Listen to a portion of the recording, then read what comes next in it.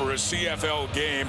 We're talking Stamps Riders, red versus green, Dickinson versus Dickinson, and another interesting game, Glenn, in terms of dictating the early pecking order in the West Division. Now, Saskatchewan is coming off a loss, but there was a big positive in the play of Trevor Harris when there were some health concerns last week against Winnipeg. Yeah, Rod, what these two quarterbacks have in common is that they're coming off pretty good games offensively. For Trevor Harris, the 8th time in his career he threw for over 400 yards. He didn't get the win against the Bombers, but played great on offense. Jake Mayer for the Calgary Stampeders did get the offense going and did get the win against Ottawa, a career high for Jake Mayer. Dave Dickinson up against his brother again, and Dave has got the better regular season record, although in their one playoff meeting a couple of years ago, it was Craig victorious in that one. First meeting of the season between the Calgary Stampeders and the Saskatchewan Roughriders. Calgary won the toss. There's William Longley, one of the returners, along with Peyton Logan to get this one underway. Calgary won. They want the ball. It's Brett Locke to get it underway. This gorgeous Saturday in Southern Alberta. Taken, coming in quickly, Logan. And a good place for the Stamps offense to start as he gets it up across the 40. Jake Mayer struggled a bit in week 1 against BC. Better performance last week in Ottawa. Yeah, much better. In fact, a career high for him, throwing the football with over 300 yards passing. He is also 2-0 against the Saskatchewan Roughriders in his career. And keep in mind, this is start number 15 for Jake Mayer. He is still finding his way, although it feels like he's been around a lot longer because of his maturity and how he handles himself. He is very quickly assuming a leadership role in this team in just his 3rd year. Standing back with Diedrich Mills, now the starting running back who has the ball, and a good carry on first down for Mills, who had just over 100 yards last week in Ottawa, filling in for Kadeem Carey, a gain of 11. Yeah, that 100-yard game vaulted him into fourth place in the list for the leading rushers after a couple weeks in the CFL. And yeah, he's again another guy who likes to play against Saskatchewan. A couple 100-yard games coming into this one against the Riders, and coming off a 100-yard game against Ottawa. There's an injured rider down. It's Nelson Lacombo, still getting treated, sitting on the field. Tommy Stevens was in that huddle and is heading off now. Jake Mayer is still out there. Stevens, the backup quarterback. This is an interesting one for Saskatchewan to juggle here, because Jaden Dalkey is not dressed. He's on the 6-game injured last week. And so Nelson Lacombo was getting the start at free safety. Here's the injury. And that very well could mean that Jackson Ford, who has made the roster out of training camp and is the grandson of Al Ford out of the University of Regina, may just be playing free safety in first series for Calgary. Be thrown right in at Jackson Ford, drafted in the 2nd round, 11th overall this year by his Saskatchewan Roughriders. Yeah, Grandpa was a member of the '66 Grey Cup champion team as a player, and later, as you mentioned, general manager in the team that you played on in '89. Now they can't play American back there with the new rules, so we'll see. Jackson Ford is new and young, so he's going to get coached up. They have C.J. Rivas in there right now. And remember, Derek Moncrief is on the roster. We'll get to the starting lineups in a second, but a little bit of juggling already for the Riders. As Nelson Lacombo heads off on his own steam, and a good sign. But it's a first down carry for Diedrich Mills right out of the gate. And a 1st and 10, Stampeders up near midfield.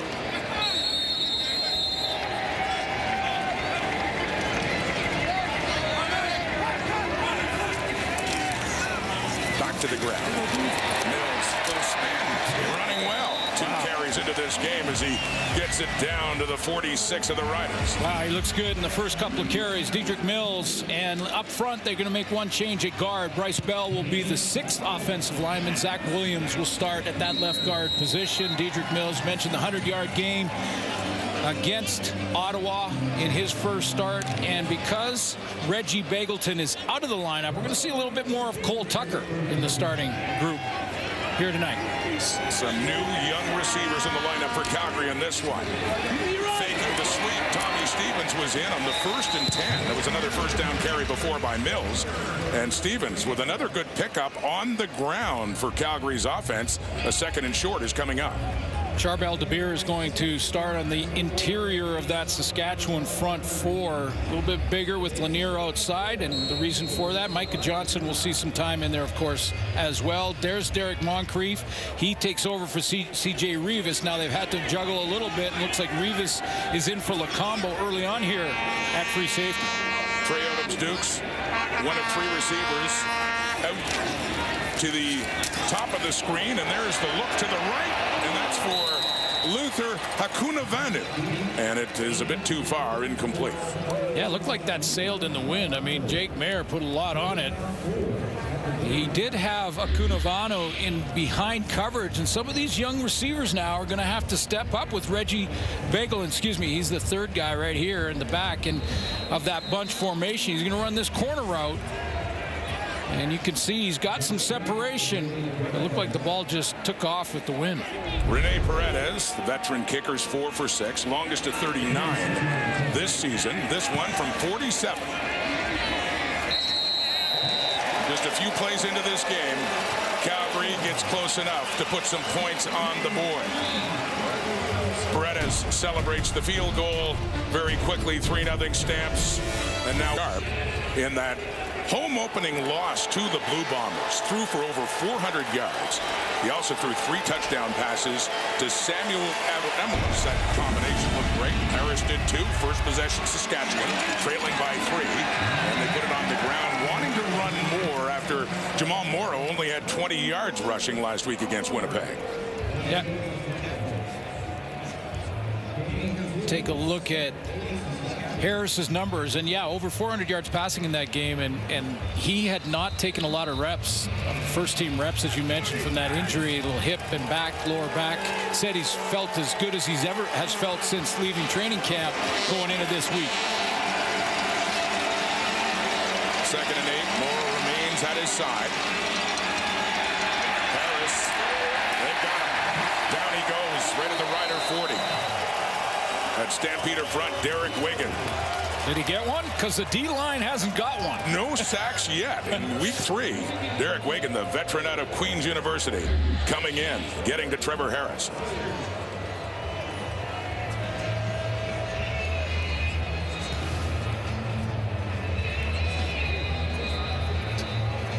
Yeah, the 4 guys up front. Mike Alway, they have 2 sacks as a defense. Mike Alway had one of them. And from the linebacking core. Titus Wallen at the other, and he's one of the Wall's out. Yeah, Wall is out, but D-line did not have one coming in. 2 now. Adam Korsak to punt it away for the Riders, who go 2 and out. And coming in after a punt of 35, it'll be a 15-yard penalty tacked on for no yards for Jake Mayer. They moved it well down into field goal range. Possession 2 coming up for the Stamps. Yards. The Canadians in this game today. Cole Tucker, Clark Barnes, who has a few catches this season, and Ryson John making his debut, Glenn, out of Simon Fraser. Yeah, Simon Fraser University, and guy who got invited to the Hula Bowl and had a lot of NFL interest, and they looked at him as a tight end because he is a unique athlete, 6'7", 246 pounds, and can run. I'd like to see him in this game tonight. Big receiver. Well, it's Mills again. 3rd carry and a couple of carries of 11 yards. And that first drive, he gets 6 there and just across midfield. Yeah, we will see more of Cole Tucker. Reggie Begelton, who before his injury was 2nd in the CFL in just the first couple of weeks in receiving, had a big game against Ottawa. They did get Malik Henry going. We haven't seen him just yet tonight, but really need Malik Henry to step up in the absence of Reggie Begelton. So 3 rookies, and then you got Henry in his 3rd year, Adams-Dukes in his 2nd, Hakunavanu in his 3rd. It's a young core. This one in a 2nd and 5. Mayer over the middle, coming across, but he can't hang on. That's Malik Henry. Nick Marshall back in the lineup for Saskatchewan after missing last week, picking up the ball, but Larry Dean making the play for the Riders.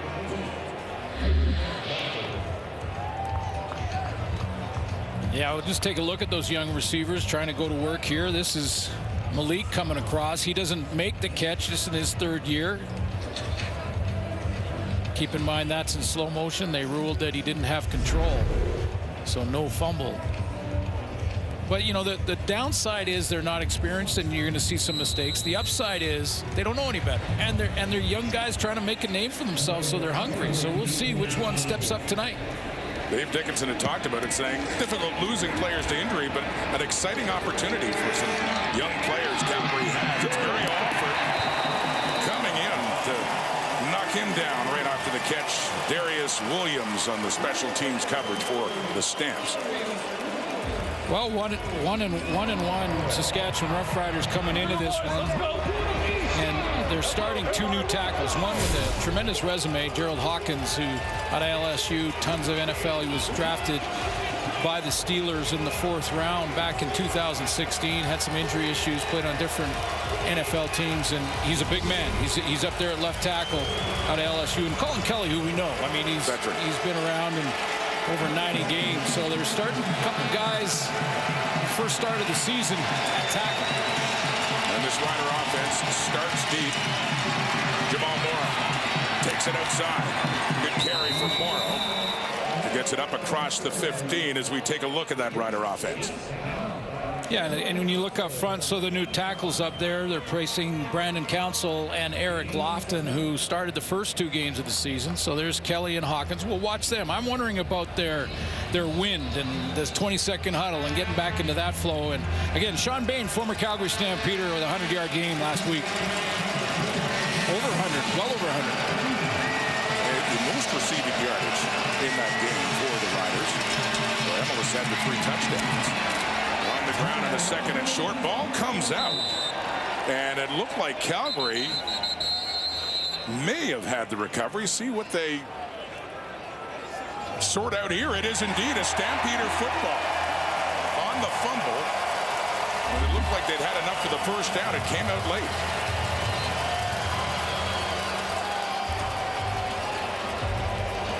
That Vaughters that punches it out. Boy, that's very close, isn't it? Like that. Take a look at that left knee. Take a look at the left knee, and when it touches, he's got control right now, and the knee touches. And the knee is touching. Knee's touching. I'm not sure. That every turnover is automatically reviewed by the command center, so they'll take a look at it as well. You're thinking what I'm thinking. Yeah, it looked like his knee touched just prior to the ball coming out. So they're taking a quick look on this turnover. And then the second person came in. Saskatchewan might be hanging on to this. What's up, y'all? Love you, Megan. After immediate review by the command center, the Saskatchewan runner was down by contact at the 20-yard line. It'll be first down. From the referee, Tom Valesi. So no fumble, Jamal Morrow. Riders keep the football, and they do get the first. It was a close one. But that's what review is for. Get the call right. That's when the system is working well. Exactly, and they did it very quickly there. Nice and quick, up at the 20 now. Second possession Riders in a 3-0 game early on here as week 3 continues in this young CFL regular season. Trevor Harris had some big numbers last week and then lost to Winnipeg, handing off again. True to their word, they said they wanted to involve more, and he is involved. Is he ever involved? Another good carry for him in a first down. I think we're going to enjoy watching Jamal Morrow and Dedrick Mills, the 2 tailbacks in this game for both teams. And watch this second effort. I'll just let the pitchers do the talking here.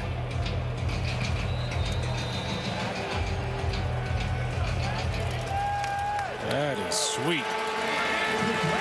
He was having a great season for the Riders last year. 12 games in until he was injured. Knocked out for the season. So the toss inside. Sean Bain, ex-Stampeder. Saskatchewan is running the ball very well. Let's take a look at the Calgary defense. I was mentioning that front 4 had not registered a sack in 2 weeks. Well, they got one now. Derek Wiggin got one that first series, so we could have highlighted him had we predicted that happening. Alway leads all tacklers in the Canadian Football League after a couple of weeks with 17. Griffin moves to that linebacker, Sam linebacker spot, and Brandon Dozier is going to start at safety. because of Titus Wall's injury, as you mentioned. Another first down on the ground. Saskatchewan on the move. Up to their 44. Little play fake this time. And a throw, and it's incomplete. Closest in the area, Tevin Jones, who had a big week last week against Winnipeg. Yeah, this was just not on the same page. It looked like Tevin Jones needed to curl in that soft spot, and that's exactly what Trevor Harris thought he was going to do. He's going to come in here, and this is what Harris thought he was going to do, and watch what he did. He comes down in here, and he sees that soft spot. Harris thought he would drop back into that hole, and he ran right through. Tevin Jones had 9 catches for 121 yards last week against Winnipeg, including a big one that set up their first touchdown, 2nd and 10. Harris steps up, loses the ball as he's hit. Loose. And Still loose. Fumbled back, and now into the hands of the Riders. Jake Winicky. Wow. The net result is excellent for the green and white, but what an adventure as we follow the bouncing ball here. Yeah, what just happened? What happened? What is going on? Because Calgary had 2 or 3 shots at this. Clearly a fumble right here. Like, the ball's out, no question about that. Now it's loose, it's live. Look at the Calgary trying to scoop it up rather than dive on it, but Winicky comes in, hustles back, and saves the day. Not only that, he recovers it past the markers, so they got 10 yards out of it. They don't draw it up that way, but it's a 12-yard gain. Take it any way you can, I guess. Across midfield and a first down. And it's Morrow running again. And running well and inside the 35, down close to the 32. And much of this drive has been on the ground, whether intentional or otherwise, a pickup of 22 yards. That looked like it had to be a good down block here to get Morrow out and around the edge. And let's see, because he has nobody outside. Let's see the down block. That's the right tackle. He's going to go down, wash down inside. Didn't have to get any of Mike Rose. He just made him go around him. Last week, Jamal Morrow had 20 yards the entire game. He has 50 yards rushing. Clearly Kelly Jeffrey committed to the run here. They said they wanted to do it more, and they have been. But there's a pass and a big one, too. For a first down, Saskatchewan on the move. And now inside the 15, it's Emelis, who had the game of his life last week against Winnipeg with his first 3 CFL touchdowns. And take a look at this tight end formation, but you know those runs early for Jamal Morrow has pulled the linebackers for Calgary closer to the line of scrimmage. That's why that quick hot over the middle to Emelis and that from that tight end spot was so successful. Running the ball, helping set it up. A 1st and 10 at the Stamps 15, 9th play of the drive. Back to the ground. And Morrow again, and north-south, driving it forward. TJ Raham riding him down, but a 5-yard gain, 5 more on the ground, Saskatchewan. Kelly Jeffrey calling a good game as he said he would this week, that he wants to get that run established, settle in the 2 tackles that are playing their first game of the season, and let them fire off the football with that whole offensive line and then play action out of it. Very different looking Rider offense than what we saw a week ago. And Harris to throw to the end zone, and very close to the sideline, and Sean Bain does not hang on. So a 3rd down is coming up, and the field goal unit will come on to see if they can tie this game. Sean Bain runs a nice route here. He's there, and so is the ball.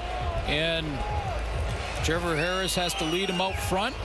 He reaches for it, both hands on it, and just flat drops it. Could add a touchdown there. Bain that close, but can't hang on. So Lawther is in for the field goal try, and a short one. About 18 yards. Corsack putting it down. Impressive drive, Saskatchewan. A flag is out.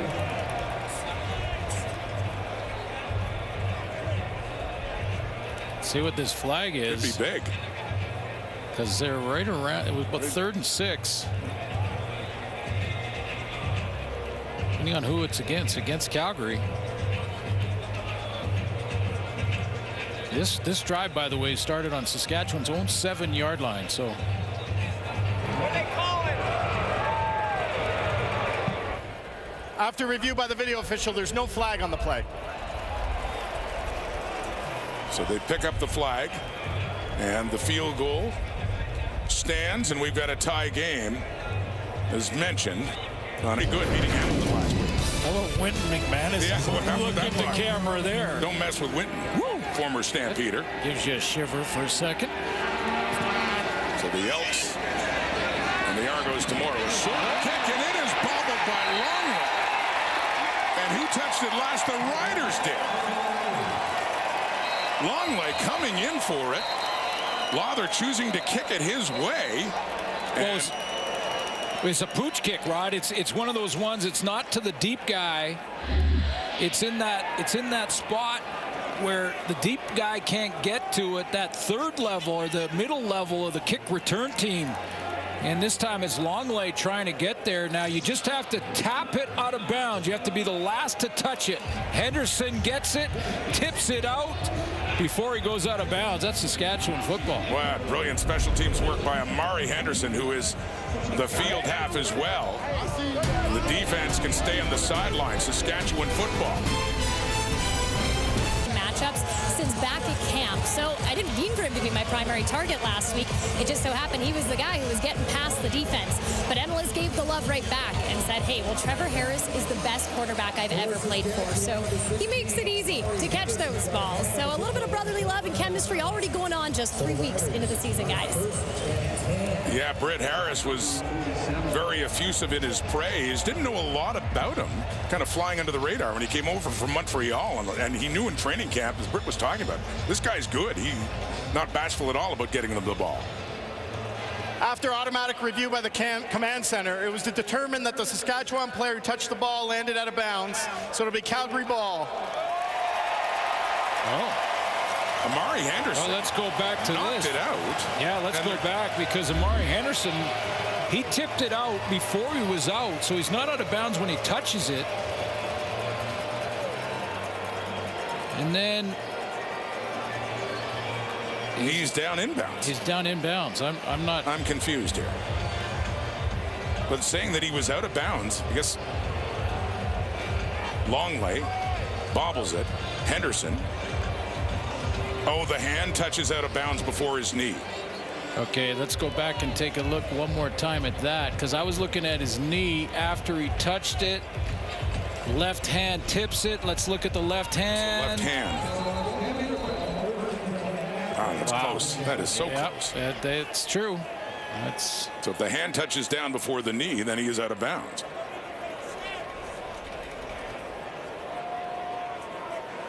And then they've moved the ball now to the Calgary 40. And Craig Dickinson getting an explanation and seems to be reluctantly accepting it now as Calgary will start. Diedrich Mills taken down there after a gain of 4 by Larry Dean.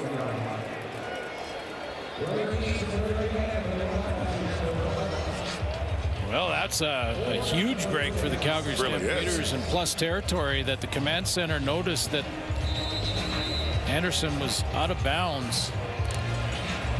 Therefore, it was the person who touched it prior to that, which would have been the returner Longley. So a 2nd and 6 now. Stampeders at their 44. 4-man rush with time and a crossing route to one of the rookie receivers we talked about. That is Clark Barnes for a gain of 4. And that is his 7th catch of his young career. But it's not enough for a first down. So with a 3rd and 2 coming up, Cody Grace will come on to punt this one away.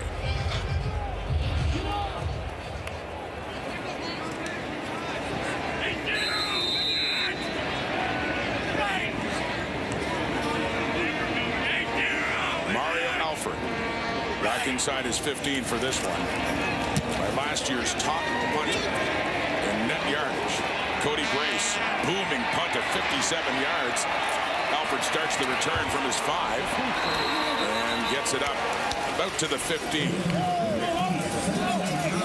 Trevor Harris coming back on. Britt just talked about Samuel Emilus in that 3-touchdown performance last week. Here's what Trevor Harris had to say about it. I think on Sam's second touchdown, I went through 1, 2, 3, 4. They covered it up really well and just escaped the pocket. He did scramble routes perfectly and made a diving catch. And so, you know, he's making plays, and you know, we're going to need him to make a lot of plays this year. And I think he's going to, yeah, obviously, you know, broke out last week, but I think he's going to continue to have those performances. Pretty special. I mean, 3 touchdowns.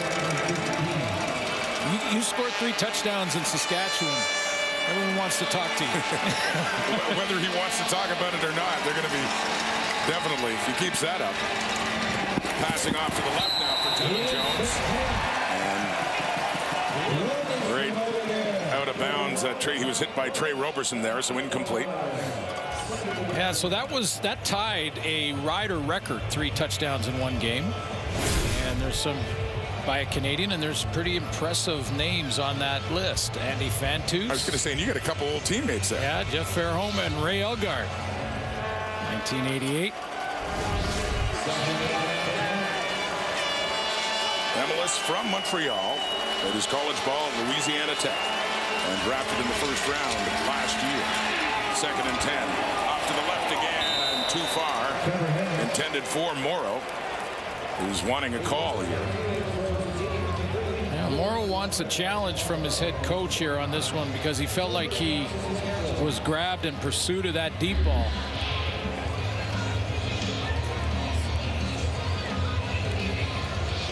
Morrow's exits the backfield, and then he's going to run the wheel route here on Mike Alway, and you see the reach, little hand grab, but I think that's a good no call by the officials. Got to have a little hand fighting down the field. Korsak standing at the Rider goal line on this 3rd down. Another great punt by this Aussie, chasing Logan back to his 30, a 65-yarder. And the return up over the 40 with a flag coming out.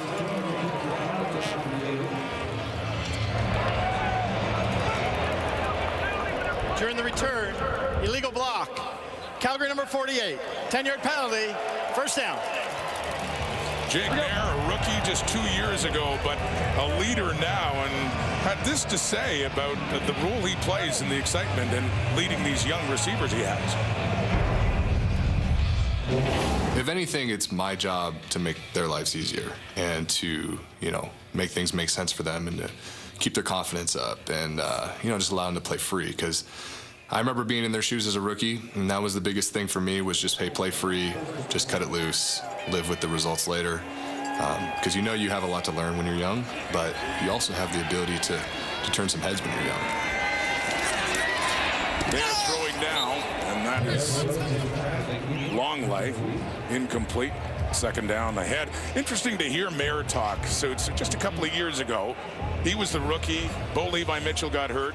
He gets his opportunity, 3 starts, and now to hear him now, and rightfully so, sounding like a veteran, even though he has not played that much himself. Yeah, I mentioned that off the top, that this is just start number 15 for him, and he does have some talent, though. I mean, and I'm not talking just about the Canadians that we pointed out, but Odom's Duke is coming on, and he is a guy to watch. 25 years old out of South Florida. Looks deep, right side, and intended for Hakunavanu. Too far and 2 and out. 3rd 2 and out for the Stampeders. I'm wondering, Rod, how much wind is down there. It doesn't look like it from the flags, but that's a 2nd deep throw from Jake Mayer that it looked like the wind caught it and it just sails past the deep road. I mean, when you look at the flags here, although it's tricky in McMahon Stadium, it swirls a little bit. I was going to say that makes that last punt by Korsak that much more impressive. He had a 65-yarder against the breeze. And now we see Grace again. A couple of Australian punters, and the Riders nearly got to that one. Alford chased back inside his 20. Michael Griffin, this is a chance to get him as he finally is thrown down by Young. Perry Young pushing him out of bounds. What a crazy first quarter we have seen. Calgary took it down the field, got a field goal. Saskatchewan answered. We got a tie game for the first 50. passing yardage certainly stands out, especially for Calgary. But these teams have been able to establish the running game, especially Saskatchewan in this 3-3 tie. And yeah, I mean, it's early in the season and it's a Western showdown, but this is a very different schedule for Saskatchewan from what they had a year ago. Yeah, this is an important game in a lot of ways because for both these teams, they start with Western opponents. I mean, for the first 6 games of the season, the Riders will play Western opponents. They've already played Edmonton and Winnipeg. They're playing Calgary tonight. They'll play Calgary again and BC, and 4 out of the first 5 for Calgary. So again, you want to set the tone early in the West Division. You got to win these divisional matchups. They're all so important, and it was interesting a couple of nights ago with BC winning in Winnipeg to go to 3-0. The Bombers second place at 2-1, and the winner of this game would tie Winnipeg in second in the West. Devin Jones takes it. Kobe Williams comes in, and he takes him down for no gain. Boy, that's just a great tackle in the open field by Williams because you get, this is the play, you get one block, you get the corner, and there's a play to be made there. But that's film study right there, or video study now, or what do they call it? Tablet study now, I guess is the way it's described. I still, even though film has been gone for decades, I know, still say it. It's football vernacular. Check the film. It just sounds great. Oh, in and out of the hands of Winicky. And Kobe Williams again, a factor in that play. Right on Williams and a 2-and-out. Well, this is a nice looking secondary in Calgary. I mean, this is Kobe Williams in his 3rd year. You got Natrell Jamerson, who's playing out in the corner. Trey Roberson's already made a couple of plays, and moving Brandon Dozier to safety. I mean, that's a position he's very comfortable with. So this is a very good secondary, Calgary Stampeders. So it is Adam Korsak. Played college in Rutgers. He's from Melbourne, Australia, and that is Peyton Logan. 20, standing near the 20. And backing up to the 15 to take another good pump by Korsak. Breaking it straight up the middle. And a good return there by Logan to get it up across the Stampeder 40. Well, the other thing about this game and how important it is for Dave Dickinson to get back in the winning ways in McMahon. I mean, this place was so hard to get a win for the visiting team for so many years. I mean, 30 wins, 6 losses overall. But you just take a look at the home struggles of late. And out of the gate, though, remember 9-0, I believe, at home in his first season as head coach, 2016. Then a couple of 7-2s, and since then it's gone sideways at home. 1st and 10. Jake Mayer in a 3-3 tie. Wide open. Hakuna Vanu wide open after the catch too. Luther Hakuna Vanu inside the Saskatchewan 40. Yeah, you see his running style again. Another young receiver, just finding his way, but a huge, big athlete. I mean, 6'4", 210 pounds, and you can see he's a long strider. Watch him every step. He's going about 4 or 5 yards. It seems like 31-yard gain for Hakuna Vanu. For the Edmonton native in his 3rd year out of York, 31 yards, easily his biggest reception of this young season. On the first down, back to Mills, and not much there up against that Rider front. Pete Robertson in on that tackle.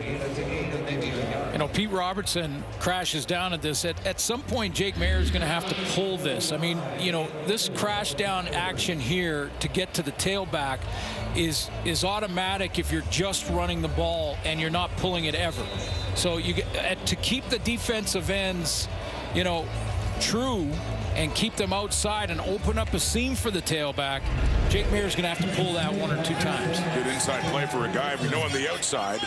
Led the Riders with 9 sacks last year, 7 early in the season before he got hurt. He missed a chunk of time. The knee injury. 2nd and 9. Mayer flushed out to the right. It's hit at the line of scrimmage. Knocked down by the Riders. DeBeer, I think.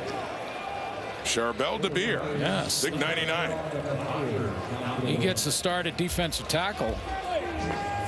Marcus Christmas out, and with Moncrief coming onto the lineup and starting at linebacker.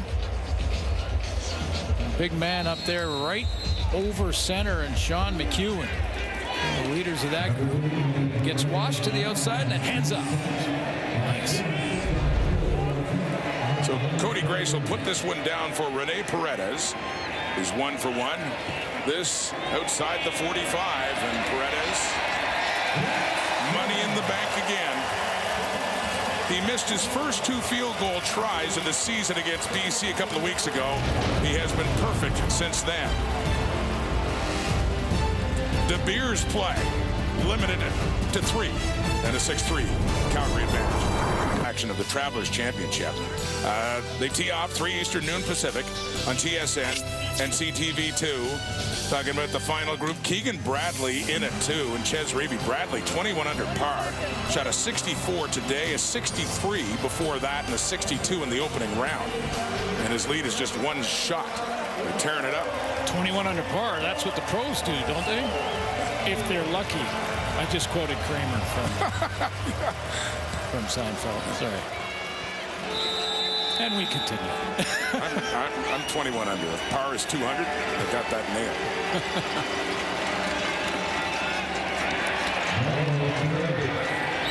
You do continue with those references. You started in Vancouver. That's Morrow on the 1-yard carry and hit a lot of yardage in the first quarter.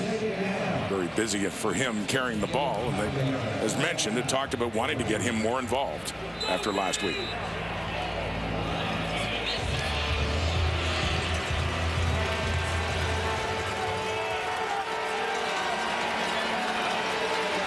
Second and 9.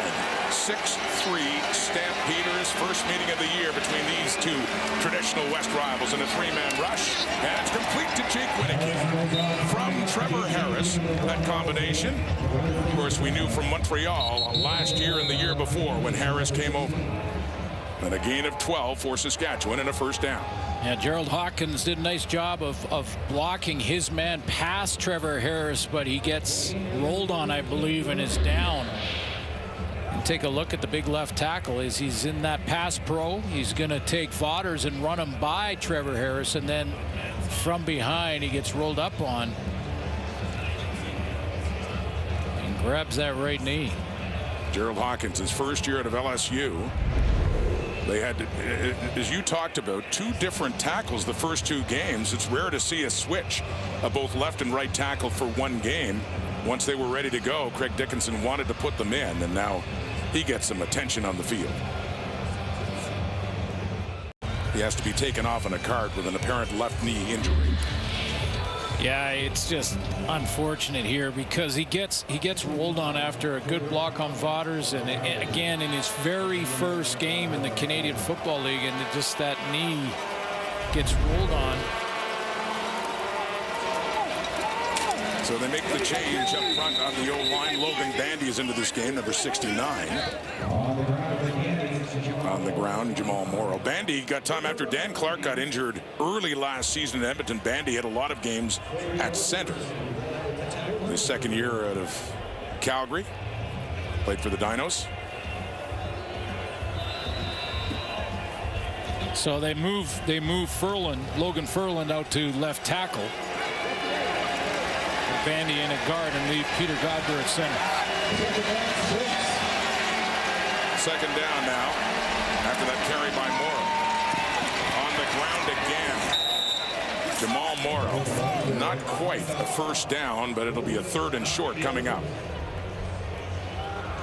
You just wonder the 3rd and short for coaches in the Canadian Football League as we watch Furlan on this playing that tackle spot now. It's a kick-out block, but coaches, you know, are that 1 yard zone where they'll go for it on 3rd down is stretching to 1.5 yards these days with the athletic quarterbacks running short yardage. They're going to leave them on the field. They're on the Calgary side, not by much. The Stamps 49 and a 3rd and 2, and they're going for it. That is shotgun Harris. Handing off to Morrow again, who tries to plow his way down, and he does. 3rd and 2, and he got 3 or 4 there. In 5 yards he got from our statistician Dave Moyer as he gets it inside the 45. Yeah, Craig Dickinson likes this because you know he was anxious on a 3rd and 2 to not just turn it over on downs, but real good blocking and push up front gives Morrow that room, and that's just a bit of a sigh of relief, I would say, over there for the head coach. Putting a lot of faith in Morrow and the running game in this one. And back to him, right side, pushing down to about the 40. Now I will say too, it's in that bubble zone where the ball was that, you know, they sometimes will not punt from there because you're just basically going for a single anyway. So worth the risk at that place on the field. yeah, exactly. And not surprised to see Morrow back involved again, because you got the changes up front, the O-line, and now they're trying to say, let's settle down the O-line, let them run block first. And a pretty nice job up front. Haven't talked to too many O-linemen in history that have preferred pass blocking. When they get a chance to shoot off and hit somebody, like the running game. Second down. Taking to Morrow and completing that one to Bain.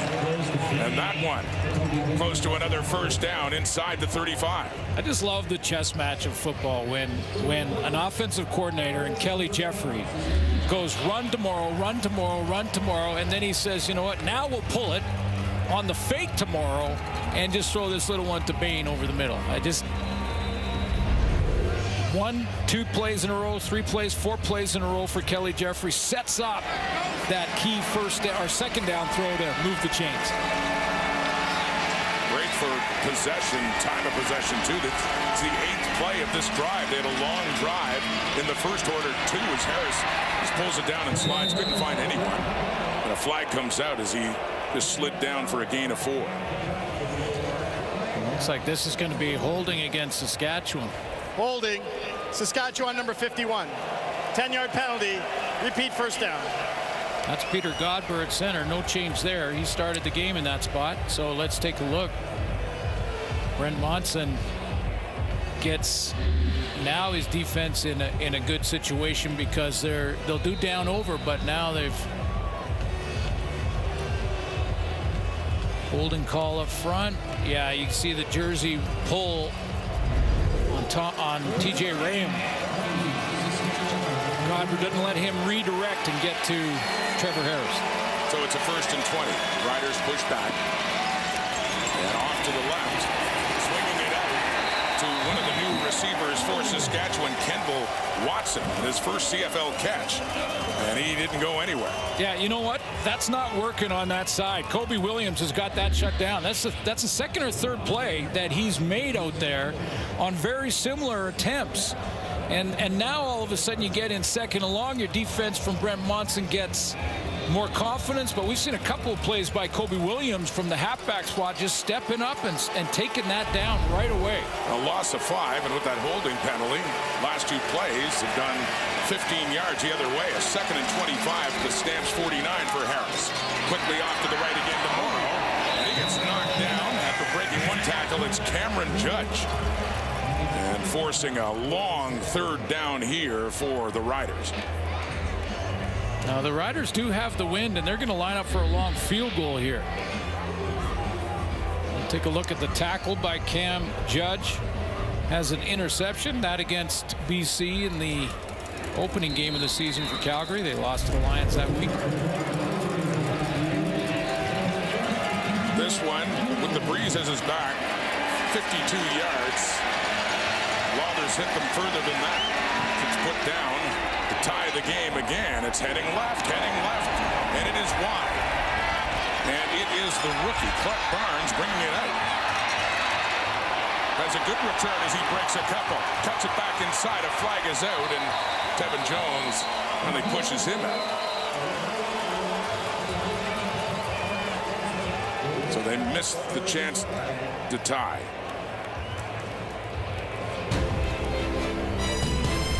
In at running back for the injured Kadeem Carey, and he had a couple of games and great games against Saskatchewan last year, but carrying the football isn't the only thing he likes about this game. Let's go back to Brett.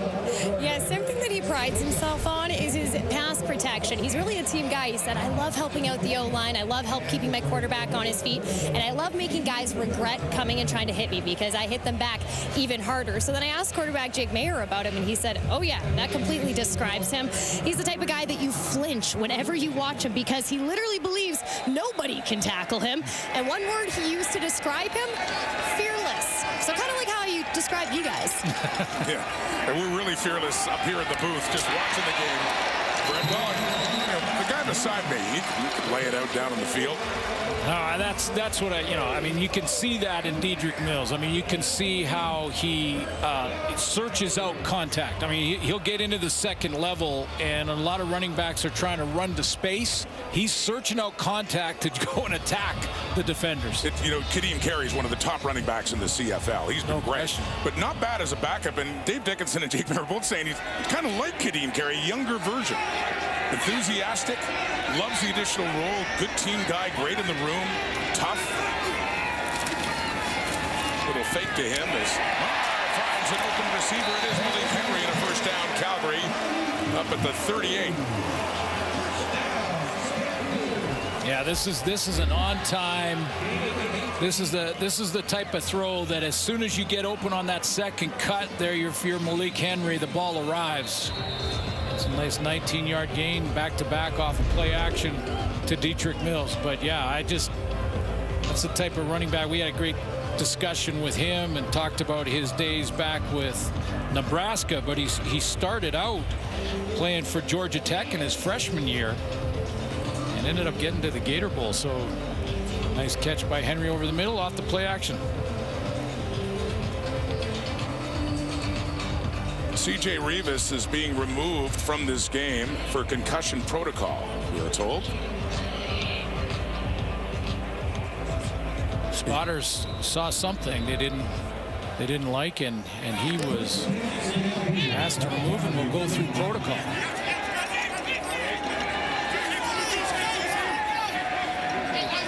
So a change at safety again for the Riders. Jake Mayer 4 for 9 in this game because Calgary's been running the football so much. Well, this is Jackson Ford now getting a chance to play, and he was impressive in training camp and played well on the teams. And he, of course, is the grandson of Al Ford, who is a great player for the Saskatchewan Roughriders back in the 60s and 70s. Grey Cup champion as a player in 66. And a GM, in fact, one I know quite well because I was there in 89. Negotiated your contract? In 94, so sat down with Al Ford to negotiate contracts, and he was always fantastic. We got early movement on the line. Pete Robertson coming in against Jake Mayer. He and Anthony Lanier met at Mayer to take him down, and it looked like Robertson got the early jump. Wow, that was a hit that. Offside. Saskatchewan number 45. 5-yard penalty. Second down repeated. And officials will let the play go when it's really close. When it's really close, they're going to let the play go because it's a free play with the penalty flag on the ground for the offense. But this is the downside of that because it happens so quick. Jake Mayer takes a pretty big shot on a play that didn't count. And they took him out. Tommy Stevens in, although it is short yardage. That's why Stevens is in to carry that across. Keep the drive going as Mayer does come back out again. 3-minute warning until halftime. Low score. Comic book expert Paul LaPolice on who saved the world more times, just Batman or the Avengers. Maddie's busy. Milt? Wakanda forever, baby. Avengers assemble. No debate.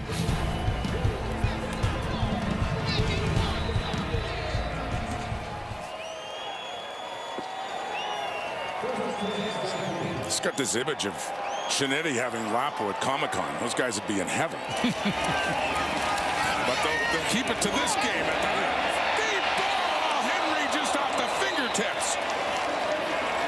A little bit closer. He could have had 6. Yeah, you're right. It was that close.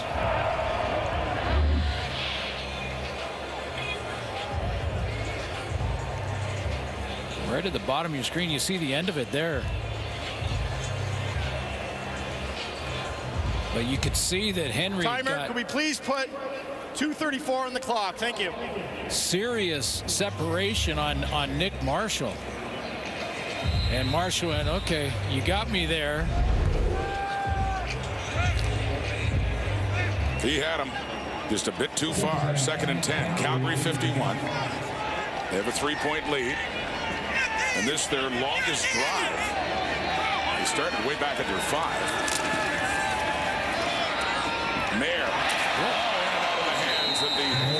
left-handed receiver there, Clark Barnes. So 2 quick plays out of that 3-minute break. And they're heading on for the punting unit. Yeah, I think Micah Tights might have got his hand in there and knocked this down because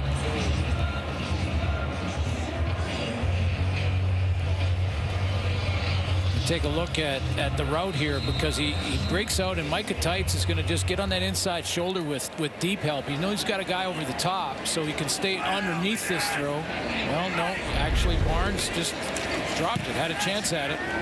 The downside of the young guys. Missed a chance there. 50-yard punt. Alford breaking away. He's got some room. He just can't keep his feet, and a flag does come out. And Alford, well, forget the flag for a moment, just thinking of what might have been if he just could have kept his feet. During the return, holding. Saskatchewan number 31. Wouldn't have mattered. 10-yard penalty, first down. Would have been coming back anyway, but a good burst of speed in space for Mario Alford. I'll take another look at this, and he had I just saw that lane open up, and for a guy with his speed, he is gone here. Just a shoestring trip. Now we've looked back at the penalties that have been called on the returns. One for missed field goal, that one, they're penalties. So if you're a Calgary fan or a Rider fan, you can get mad at the refs all you want, but at the end of the day, they were penalties, and players got to make better decisions, especially when you have returners like we have in the CFL. If your guy is out of position and you're going to have to grab him to make the block, don't do it, because they can make people miss. Alford coming in, second to Janarian Granton combined yards in the CFL. In over 2 minutes. And Harris runs into his own man, and this red wave there as well as he is taken down. That's Derek Wigan already has a sack. The first one for a defensive lineman this season for Calgary. Yeah, it was a good push by the entire D-line. I mean, the entire D-line got pushed up and reestablished themselves in the Saskatchewan backfield, and then all the blocking schemes are messed up, and it's called just creating havoc from inside the defensive line. Big second and 19 here. Still lots of time on the clock.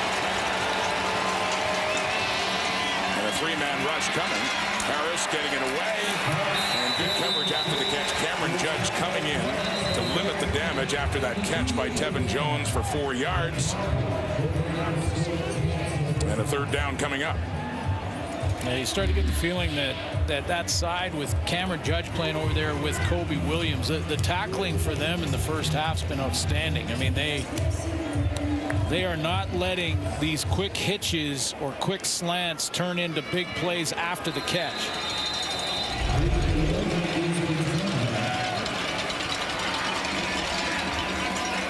Corsack standing about 5 yards deep. It's a 3-point game near halftime. He does put it away with the wind at his back, and he's boomed some, and this is pretty good too, a 53-yarder. But still, it'll be good field position here as Logan works his way close to midfield. Scan the QR promo code on screen to pay $30 less on a Crave Total 6-month plan versus a monthly subscription to get access to the most talked about series and latest hit movies. 1:24 on the clock. Older brother against the younger brother. You know, every time they meet, the question has come up several times, like 8 times now at least, but the matchup. So you think they're going to be tired of hearing about it, and they know it's coming. But Craig did say how thrilled he still is to be able to coach against his brother, just to be involved in the same game. And their parents were up for the weekend. They're not at the game, but Craig was saying they'd have a chance to have dinner with them as they come up, and they'd be wearing a lot of red and green, or neither, I assume. Yeah, and I love when we talk to them on Zoom and we talk to both coaches and ask the question again. You know, it's been happening for so many years. Is it still a thing? And they both went, nah, not really, and then went on for about 15 minutes about how it was a cool thing. Well, the bragging rights have gone, as we pointed out at the start. Little brother Dave won. Well, there was a West final. I was just going to say, there was one playoff game that Greg won. The Riders Stampeders beat them in 2021 in the postseason. Derek Moncrief. There you go. An all-star in 2022 despite playing with a bad shoulder. He had surgery in November, which delayed the start of his season. The debut is happening today. Well, you knew it wouldn't be long. I mean, he had to get his feet under him. When you get back after an injury and you haven't played for a while, it did take some time. But he is a unique athlete defensively. I mean, he is like the Darryl Hall. Remember Darryl Hall back? He kind of started the tweener here in Calgary. He's that kind of guy. Alford again won't get a crack at it as it hits the turf and then it rolls out of bounds at looks like right at the 20-yard line. 49 seconds. Because you know, Rod, when you take a DB like C.J. Reeves, you take a smaller guy and you play him down at Sam. Great cover guys, obviously, but they're a little light in the backside when it comes to taking on a pulling guard in the run game or something like that. Or you play a bigger linebacker who's really good in the run game, but tough to cover when you get him out in open space. He does both. He can do both because he's that type of athlete. Sam being strong side linebacker, Will being inside, but it's interesting how that position has evolved, Such. You're talking about it.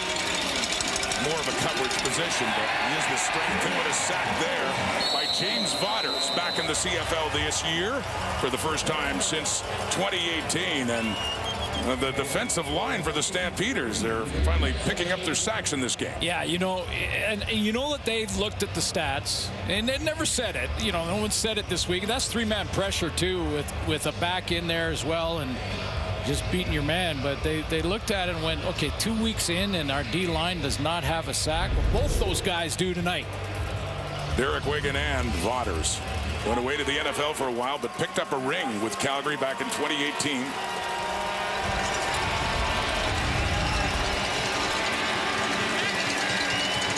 A couple of plays left in this half. Riders handing off again to Morrow. Right side, finds some room, gets a first down up across the 30. With 18 seconds to go until we head back to these guys. Matthew Shinetti doing a great job sitting in for Kate this weekend. Milt Stegall, Davis Sanchez, Matt Dunnigan. Well, two of the three on the right there want to see more passing, but I know our quarterback understands how important that run game, especially establishing it in the first half, is, and both these teams have done that with Morrow in Saskatchewan and of course Diedrich Mills with Calgary. What a catch here by Samuel Emelis. Yeah. Up for it. All right, go up and get it.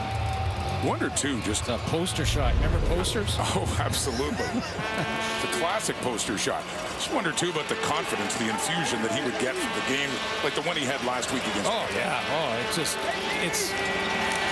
Look out. Last play. It's caught. No, it's not. Oh, and it's like Emelis was shaken up a bit on that as the clock goes down to zeros. There was a chance for another catch for Emelis, but Braden Lenius is out, Schaefer Baker is out, Darrell Walker is out, and that was Brandon Dozier coming from deep outside third to get a shot on Sam Emelis there.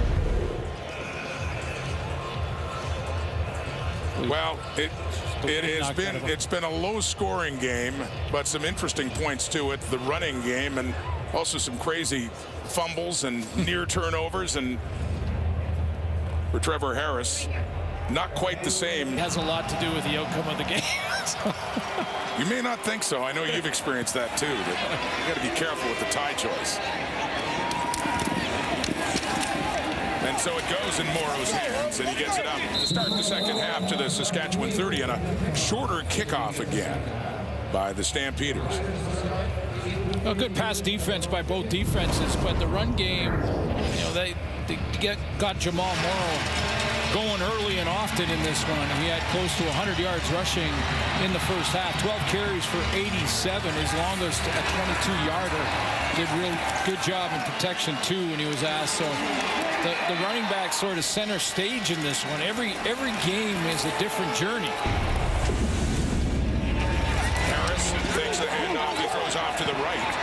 That's Kendall Watson in his CFL debut had 1 touch in the first half for no gain. And this time picks up a first down on a gain of 15.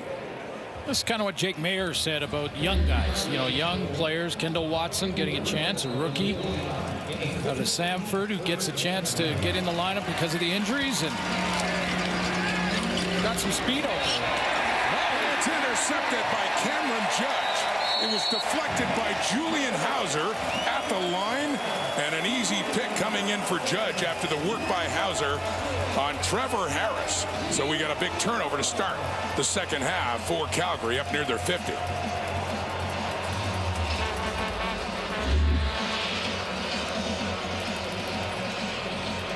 Coming off the edge, the offensive line's going to slide protect to their left, and so that leaves an open lane for Hauser. But instead of sliding down with them, concerned with the run, he stays true and stays in contain. Now he's in the throwing lane. He gets up and gets the knockdown. Second interception of the season for Cameron Judge, and Julian Hauser over from Hamilton. His first year with the Stampeders with that play. Short gain. Diedrich Mills on first down.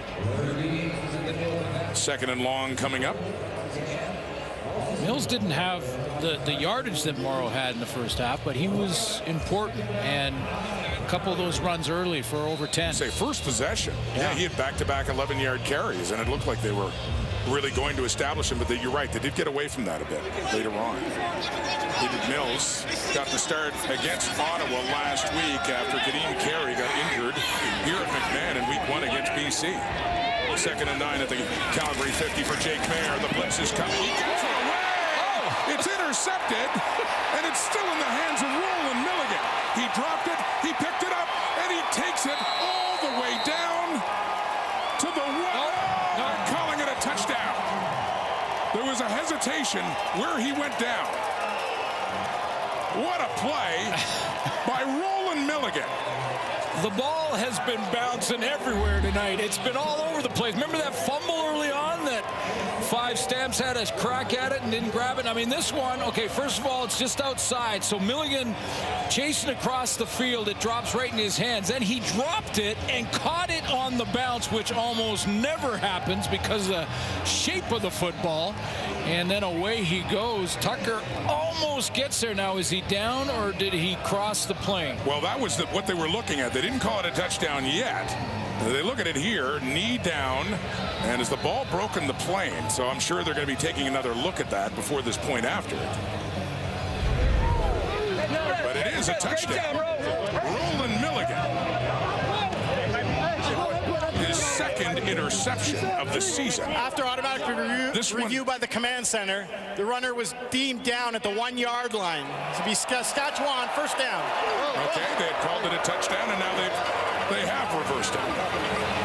So we'll call it a 56-yard return now, as the Saskatchewan offense will have to come out. Well, turnovers are automatically reviewed, and so are scores. So the command center, we're going to look at that, and you know, from the replay, it did look like his knee touched before the ball crossed the plane. But I'm marveling at the fact that that bounce, when he dropped it after the interception and caught the bounce right back up to him. Moncrief off the edge forces the inaccurate throw. Now here comes the drop, and he picks it up. Shea Patterson in short yardage.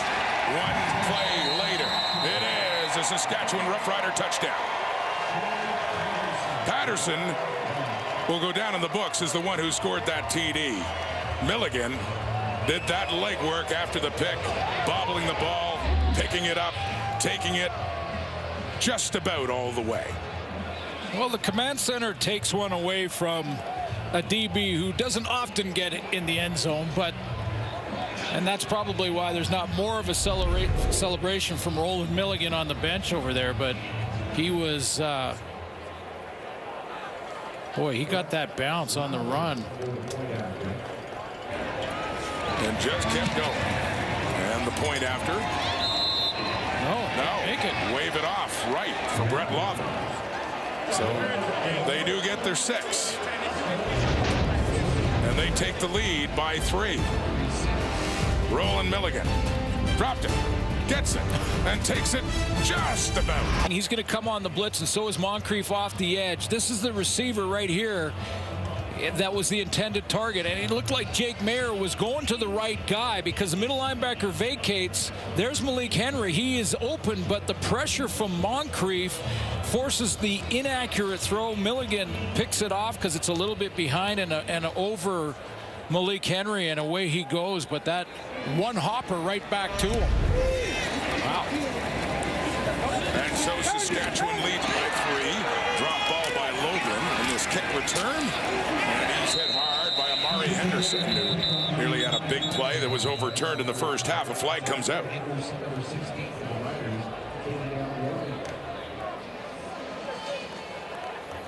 During the return, holding. Calgary number 48. 10-yard penalty. First down.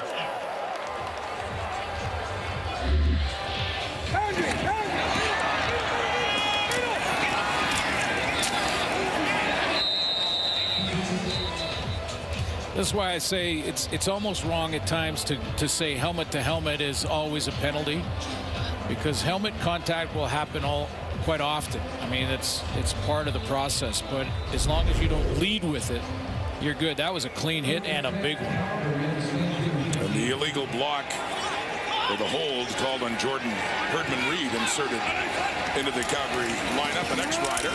So Dedrick Mills again, grinding through with Larry Dean there. And Micah Tights, the weak side linebacker, too, taking him down. Two good linebacking corps here. You think of Micah Tights, Larry Dean, and then the addition of Derek Moncrief back in that group. And then, you know, for Calgary, Micah Alway leads the league in tackles coming into this game and this week. Cameron Judge, all-star linebacker as well. So good defenses and good backers from both these teams. Early second half. Riders, who've been trailing. On that touchdown, they take the lead, 9-6. Mayer with the heat coming, and Moncrief in the coverage there on Mills. So a completed pass, but not enough for a first down, and the Rider defense holds here as they'll have to punt it away deep. That's what I mean about the matchup. When you get a guy like Derek Moncrief, and he, you know, Jake Mayer thinks that Mills is open because he's got about 4 yards of separation, and he thinks that Moncrief is a linebacker, so he's not going to close that quickly. But because he's so athletic, he can close that space in a heartbeat. Closed it down quickly. 5th 2-and-out for Calgary's offense in this game. Cody Grace standing at his 5. Mario Alford standing at his 40. Kicking it off to the left. 54-yarder. Alford. And nowhere to go. The wall of red coming down on him. Saskatchewan ball as Harris is back out with a 3-point lead.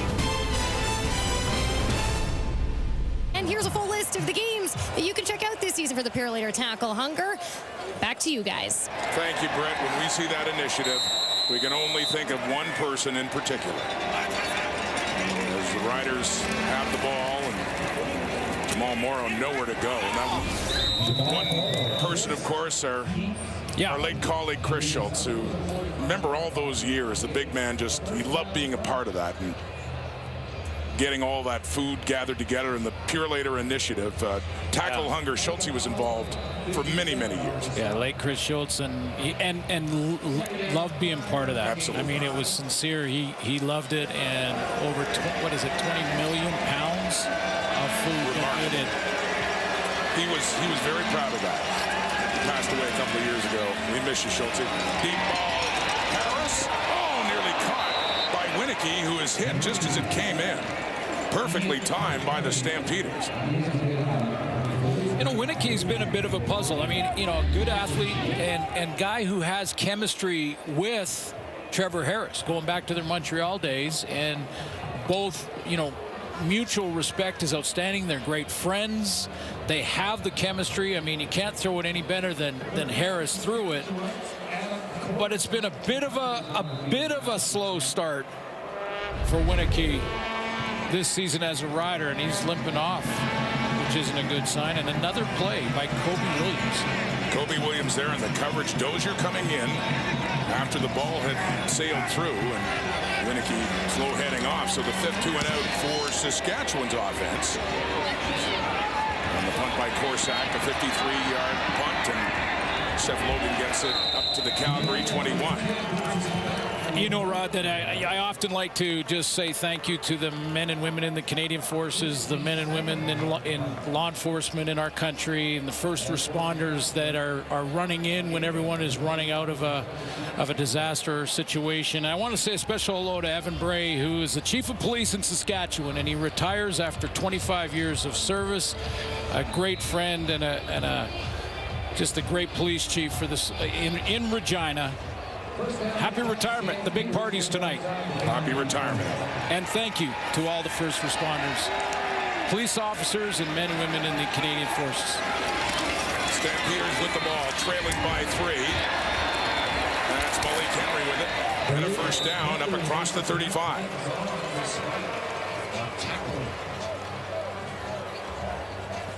You know, Malik Henry wanted to get right back in there and get that chemistry going again between him and Mayer because of that interception in the last series from Roland Milligan.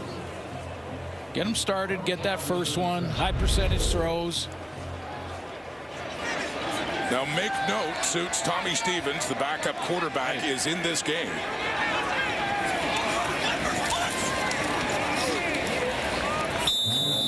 Off the fake, it takes it up to the 40. That's a good note because I was looking right down at my chart thinking, okay, they're getting that going, and it's Tommy Stevens. Now they're going to rotate back out. We saw Stevens run a play on 1st and 10 in the first half. We also saw Stevens have the longest run from scrimmage in the CFL last year against Saskatchewan right here at McMahon Stadium. That was late in the season. Not just about short yardage. Here's Mayer. Off to his right. And he completes the Mills. And another first down. Calgary on the move. Good throw to the outside, and I like what Mills did as soon as he caught it. I mean, he catches the ball and he freezes a defender that's trying to chase after him and try and go over there and hit him short. Because when he catches his ball, it's a great throw, nice tight spiral from Jake Mayer. Gets it out there. Now watch him just stutter a step right there and freeze the defender, and that gives him the extra 4 to get the first down. I mean, any defender in that situation has to pause. He has to wait to see which direction the running back's going to go. Calgary up near midfield now. Away quickly. It is caught.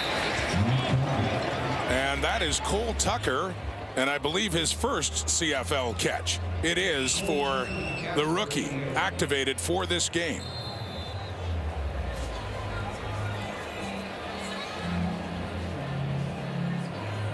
Well, when you look at the passing numbers after the first half, and they were not spectacular, let's just put it that way. A lot of reason for that is young receivers, and you know they've got to find their way. And we heard Jake Mayer talk to the fans about how it's, you know, he takes it upon himself to try and help them and give them what they need to run with confidence and just cut it loose. But you know, both these teams very similar. You know, they're 1-1 after 2 weeks. Playing against each other with banged up receiving cores and some young guys getting an opportunity to play. And an injury up front on the O-line. Bryce Bell moves to right tackle as Caleb Benenoch was injured and taken off the field. So both teams have had to deal with an injury up front. Mayer. It's complete. And good yardage after the catch. He is gone. 52 yards, Malik Henry. Mayer found the spot. Henry did the rest. Calgary has the lead again. Smooth run, and what a move in the open field by Malik Henry. First of all, Jake Mayer's gonna drift away from this throw. He puts it right on him, and he does not break stride. He just sort of drifts away. And look at that move, cut back to the inside on C.J. Rivas, and goodbye.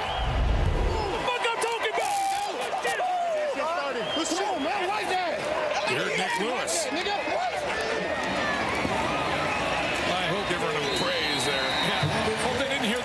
part, but yeah, he's a receivers coach. Malik Henry from Jake Bear. A lot after the catch into the end. Smooth route running here from Malik Henry, and he's working on Nick Marshall. Nick Marshall is in a man-to-man situation, playing at the line of scrimmage. Now watch Marshall. This time he cuts underneath. We know that at times Nick Marshall will take a chance for that interception. Cut underneath the upfield shoulder, and this time Malik Henry makes him pay. And what a move in the open field on C.J. Rivas. He had to slam on the brakes and couldn't redirect. Gets him up to 3 catches for 87 yards and a touchdown. He had over 100 yards receiving last week in Ottawa. Alford slips as he goes down right at the Saskatchewan 29. So the Riders had trailed earlier, and now they trail again. Watch that move one more time. I mean, he catches a slant going one way, and then watch how he takes that little outside fake, plants that left foot, and look at Rivas just trying to slam the brakes on a redirect, and just basically you can't get there. Too much room, too much space. Their top receiver a year ago in his 3rd year at West Georgia, 5 plays, 89 yards. Much of it on that one play for the touchdown. Riders down 4. Trevor Harris, it is caught. Tevin Jones approaching about the 34. Call it a gain of 6.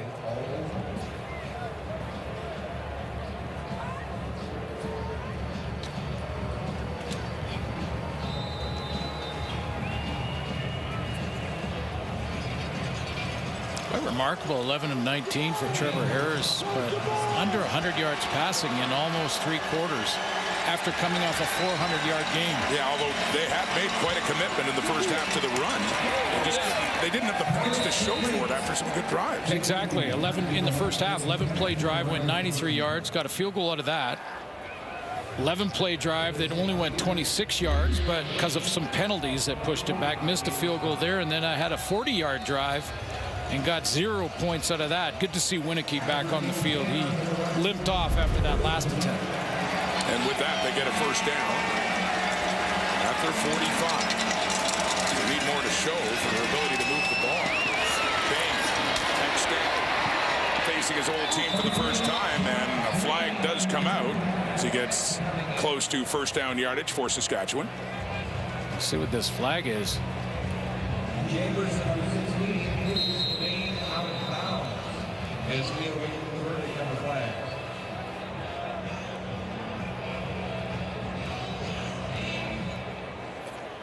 Major foul, blindside block. Saskatchewan number 19. 15-yard penalty. Repeat first down. Yeah, you can't do this one. This is Sam Emelis. You see Bain coming out here, Moxie chasing him, and Emelis coming downhill. You can't come back towards your own line of scrimmage and blindside block a defender. Moxie trying to make the tackle, and there's a hit.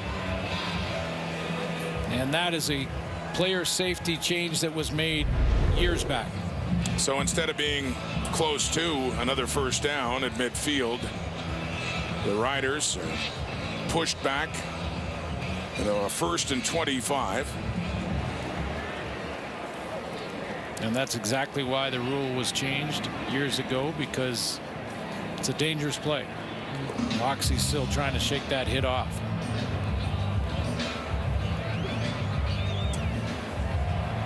Used to be part of the game, and in fact you used to look to teammates to call those crackback blocks, but I think it's the right thing to do to take it out of the game. Good for the player's safety, and that Moxie was behind anyway.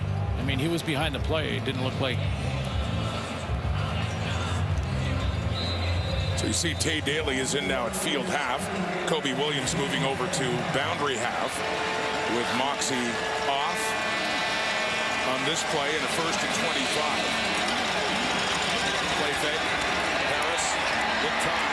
Can't find anybody. He takes off. Doesn't do it often. Gets up close to the 40, and still a long way to go for the Riders on this 2nd down. You know, I've said many times that establishing the run and then go and play action off the run, to me, is the best attack and approach, because defensively, you're never sure. But when you're 1st and 25, yeah, it's a bit different. Yeah, 1st and 25, 2nd and 25, play action fake doesn't mean anything. If a defender bites on a play action fake on 1st or 2nd and 25, yeah, not good. 2nd and 16. What are they dialed up now? Shorter pass to Morrow. Good tackling after it. That's Darius Williams in on Calgary's defense there to make sure he goes no further. And Saskatchewan's got a long 3rd down. Yeah, basically you can play 3-man pressure, drop everybody underneath. They can make Trevor Harris throw it there and then come up and make the tackle. And that was a good one from Williams. The Stamps on defense have tackled well tonight.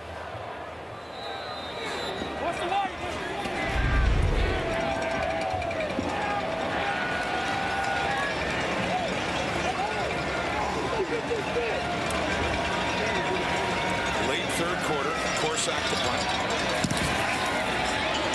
He's punted well in this game. He's punted a lot, too. And he gets the roll into the end zone. Right past the dead ball line. And could be an important point for the Riders as they cut the lead to 3. It's a big point. But this is why Calgary leads this game right now. Malik Henry touchdown, now 13-10. And an important point for the Riders. They had a missed extra point earlier, and that gets it back. It's now a 3-point lead again for Calgary. Under 3 minutes to go until 3/4 time for Jake Mayer. Starting at their 40.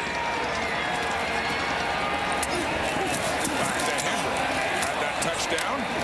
Follows up here with 5 more yards.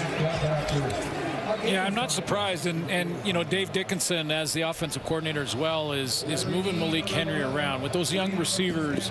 That play he made for the touchdown, he was in the slot, and that play he goes out for the hitch screen, and now he's a wide receiver on the short side. So they're just mixing it up and changing things up. That Delmonico coaching the O-line and assisting with Dave. Dave's got a lot of hats, so they need an OC to help with Dave's game plan. And on this play, dangerous play, Nick Marshall was coming in and thinks he should have had it as Mayer released that into a crowd. Well, this is a bit of the Nick Marshall world, isn't it? You know, one time he'll cut underneath and the offense will get him for it, and the next time he's gonna instinctually get to the football and knock it out of their interception. He almost had an interception, and he would just been in a foot race with an offensive lineman had he grabbed that.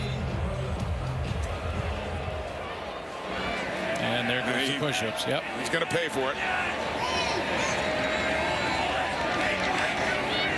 Understood, self-imposed fine for missing a chance at a pick here. Cody Grace takes a hop back. Alford running in. He could draw the no yards, and he does. Big free agent acquisition for the Calgary Stampeders in the offseason. Julian Hauser had some great years as a member of the Hamilton Tiger Cats, predominantly sacks, but a couple of interceptions as well last season with more. Britt Dorn. Yeah, and Dave Dickinson was not shy about one of the players he was pumped to pick up in free agency. He pointed right to Hauser. He told me maybe he's not a guy you notice on the field, but boy, when you watch him on film, does he pop. He said you'll see all the coverage happening, and you'll look over to the side, and there's Julian Hauser following the play. And he said that's the biggest asset about him, is he's the type of guy that always knows where the play is at and how to make the play. And you even saw it tonight, get that ball back. Brady takes great pride in being a versatile defensive end. He had his second interception last season here off Jake Mayer when Hamilton was here. Yeah, they can drop him, right? They can. He's athletic. He's kind of that Moncrief kind of guy. Versatility on the ground. Not much there over the 45. A pickup of 3. He's got a whole toolbox when it comes to pass rush. one of those guys that the motor never gets back into neutral. It's always full speed all the time. But again, that versatility you talk about, you can rush him off the edge, obviously good in the run game, but he can drop and get deep, like 15, 20 yards. Trevor Harris completes this one down to the Calgary 45. That is just inside for Kendall Watson. A gain of 20. Watson getting the chance after an injury to Juwan Brescison. They've had problems with injured receivers, too. He gets his chance here. Real good accuracy with the pressure coming. The Calgary Stampeders sent everybody. Jamal Morrow picks up the A-gap blitz. That's right down the middle. And it allows Trevor to step up in the pocket and just put a nice little rainbow on that and drop it in there to Kendall Watson. They're spotted at the 44. Here come the Riders. They trail by 3. Could be the final play of the third quarter for Harris. Taking the handoff, stepping up. Tevin Jones could walk in for the Saskatchewan touchdown.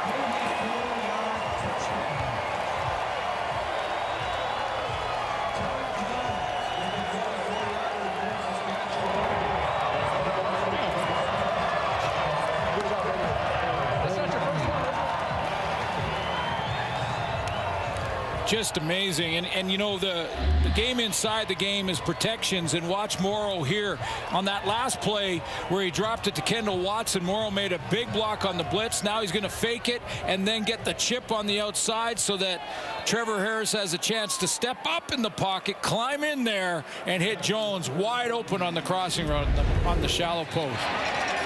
So Lawther looking to make it a 4-point Rider lead, which he does. A flag does come out on that point after try. So we'll wait and see as there are zeros in the clock in three-quarter time. But what a way to end the quarter.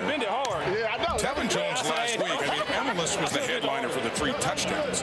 Jones last week, he made big catches. He had 9 of them for 121, including one that set up the first Analyst touchdown. After review by the video official, there's no flag on the play.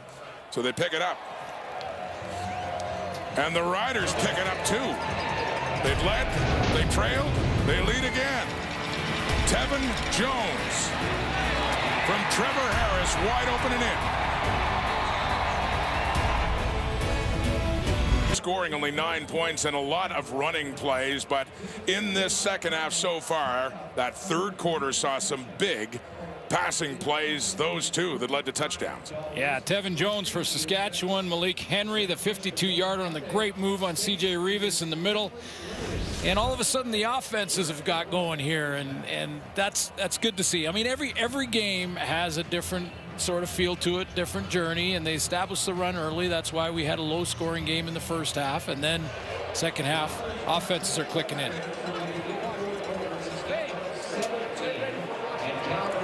And one of the reasons for that is that both these quarterbacks go to the sideline, look at the tablets right away, and they make their adjustments on the fly.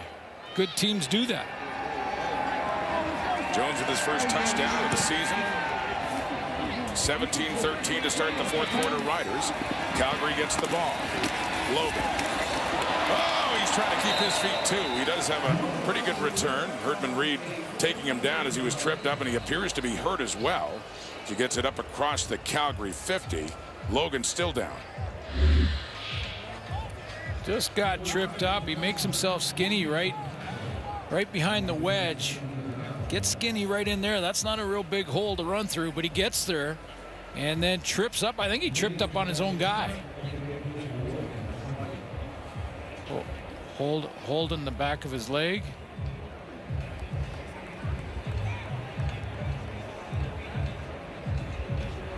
Isaac Adiyami Berglund. The one, just the way that Logan shot through and tripped a bit on him, and he is still down on the field.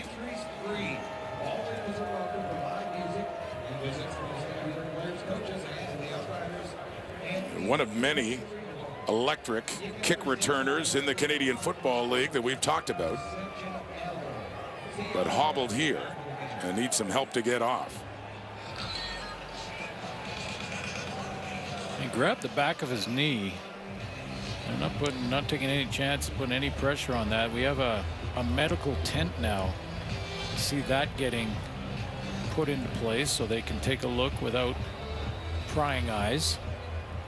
We've seen Longley on kick return in this game and before, but for punt return, we've seen Clark Barnes early in the season, the rookie receiver, field some punts too.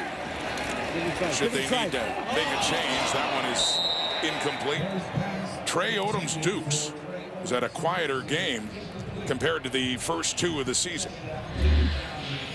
Yeah, just missed him. He's coming from the left of the screen, and CJ Rivas, who is back in the game at free safety. Of course, we saw him on that Malik Henry play, but he's back there, and he reacts to this one just a split second late, because that throw behind.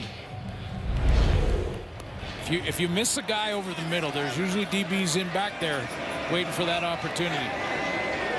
And the Stamps in second and long again are 3 for 12 in second down conversions from their 50. And Mayer takes off. And he gets enough for a first down. Right down the Rider 50, just inside the 49. That's a heads-up move at the end of the play, because Jake Mayer knows exactly where the sticks are. Instead of hook sliding, which would have kept him about a yard or maybe two short, he slides or gives himself up forward, diving to the marker.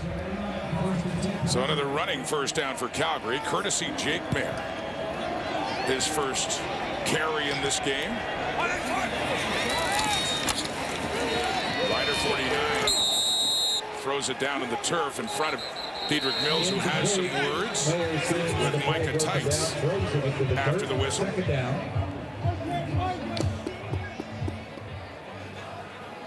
This was a ground the ball deliberately by Jake Mayer to go 2nd and 10, rather than try and put it to Mills, who was completely blanketed by Micah Tights.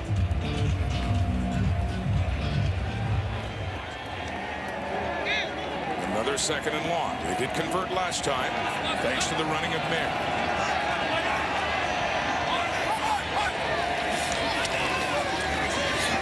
Throws it left side, completes it. Akunavanu inside the 40, down to the 35. Another first down, Calgary Stampeders, and a pickup of 14 for Akunavanu. Luther Akunavanu shaves the route here real nice. On our Zoom calls with quarterbacks, we often hear that term where when he's running his route, he wants to shave it off in front of the DB. Just go to your spot, or if you're running a curl or a post or a dig, something in the middle, you're going to come back and shave in front of the defensive back. And that's what Akunavanu does here. Puts his foot in the ground, gets a couple extra yards after the catch. Trevor Harris talks about it all the time. He loves when his receivers will shave the route off, come back and just cut under the DB. Meanwhile, we have an injured Stampeder still down on the field. It is Malik Henry, who had a big touchdown catch and run of 52 yards in the third quarter, but also not a good sight as he needs help to get off to the sideline. He's out there at the wideout spot to the right. 3 and 2. That was just a non-contact. Something happened when he took off.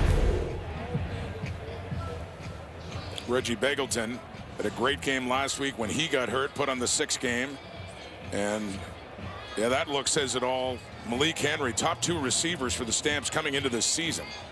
And we've talked a lot about how they're dressing rookies in this game because they're thin at experience in the receiving core, and the most experienced one there, Henry, non-contact injury it appears as he's headed off now. So they're at the Rider 35. Akunavanu with the first down. Mayer steps up, tries to take off again, but he can't. Larry Dean comes in and makes sure of it. Does pick up a couple of yards. Another 2nd and long coming up. Dave Dickinson in the Zoom with us this week was talking about those injuries and guys like Reggie Begelton not in the lineup, and basically saying he's interested himself to see the young guys, but also to see who steps up as a leader. And now with Malik Henry off the field, see who does that, makes those big plays. A problem, an opportunity, you could call it too, for some young Stampeder receivers. 3 to the right. Off to the left, and Odom's Dukes. And a touchdown in the season opener here at McMahon against the BC Lions. And another first down and a gain of 21, Calgary. You can tell it's a Western matchup. You can tell it's a rivalry game in a lot of ways. You can tell, and you know how you can tell, that Trey Odom's Dukes doesn't run out of bounds here. He goes down that sideline, and Nick Marshall stepping up to make a tackle. He lowers the shoulder and takes on the contact. Most of the time you'll see a receiver run out of bounds there. Instead, a little bit more. Yeah, it's the West going head to head. It is. It is, and it's historically been a very good rivalry. You hear a lot about Riders, Bombers. The green versus the red has been Saskatchewan 12. Calgary's there for Jake Mayer, and just throws it away.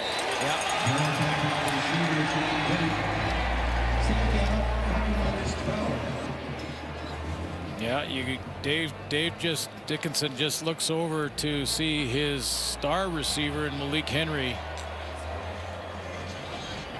and there he's still in the tent, and he's just thinking the cart has backed up to help him to the locker room for further examination. So you mentioned it's opportunities for young guys to make their mark.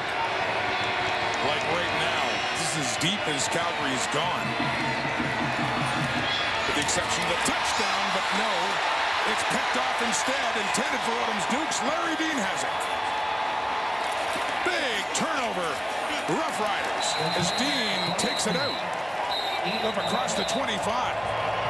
Well, it's going to be reviewed, but I think that was live. It looked like it bounced off a leg, stayed live, didn't touch the ground. Here's a good look at it to the right corner of your screen. Ball dropped, hit the leg. Yeah, and Dean scoops it. Wow. The ball has been bouncing everywhere tonight. Has it ever? We saw some in the first half. That's crazy. Kicked up by C.J. Rivas. What an assist to Larry Dean. This on purpose. He was going down, and the chances of it hitting his leg, bouncing up in the air long enough for Larry Dean to get there and make sure he grabs it before it touches the turf. Just remarkable what's going on with the football tonight. C.J. Rivas. Don't know if he could do that again if he tried. Remarkable. As Harris throws it off and a flag does come out. The intended receiver is Winicky. The coverage by Kobe Williams. And that flag is out of the Stamp secondary. And that is just an awful sight for the Stampeders. Illegal contact. Calgary number 0. 10-yard penalty. Results in a first down. Williams penalized, but Malik Henry had a great touchdown in the third quarter, and had another receiver going down for Dave Dickinson. So, like you talked about, there's opportunity here for some young receivers of the Calgary Stampeders right now. They need them.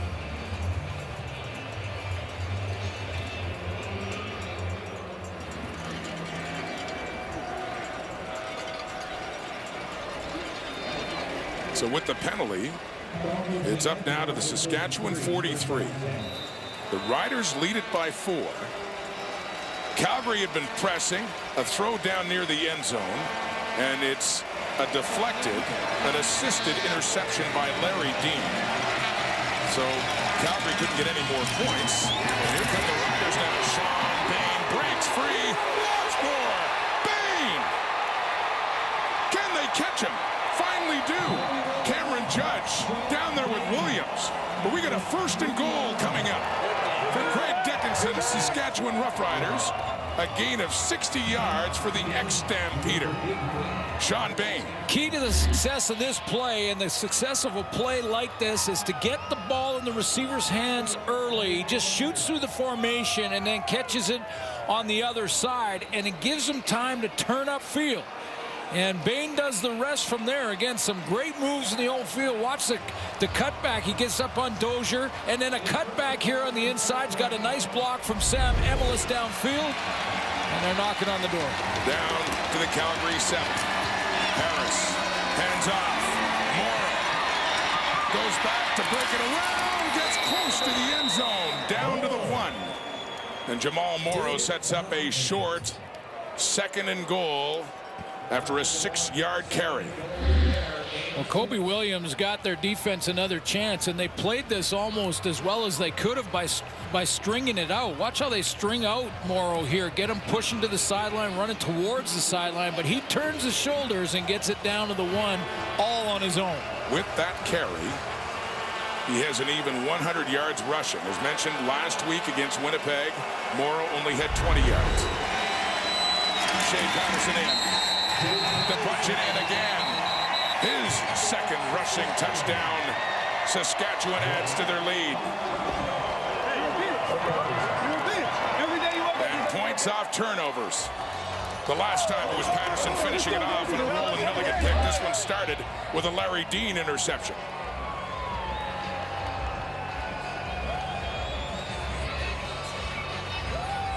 Yeah, good push right over the middle.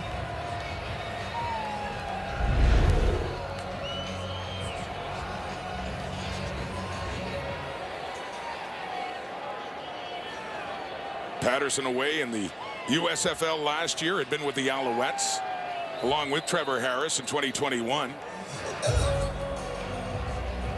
Back in the CFL, in that short yardage role. Going for 2 to see if they can increase the lead to 12. Now it's caught, but it's short, and the ball comes out. Dozier picks it up, but no, they don't add the 2. The thinking being, you get that magic 11 of a touchdown and a 2-point convert plus a field goal, and they could have got outside that had they got the 2-point convert, pushed it ahead to 12. But instead, it stays still a 2-score game and a 10-point lead. The biggest lead we've seen in this one. Defense has certainly helped, but it's a touchdown Patterson.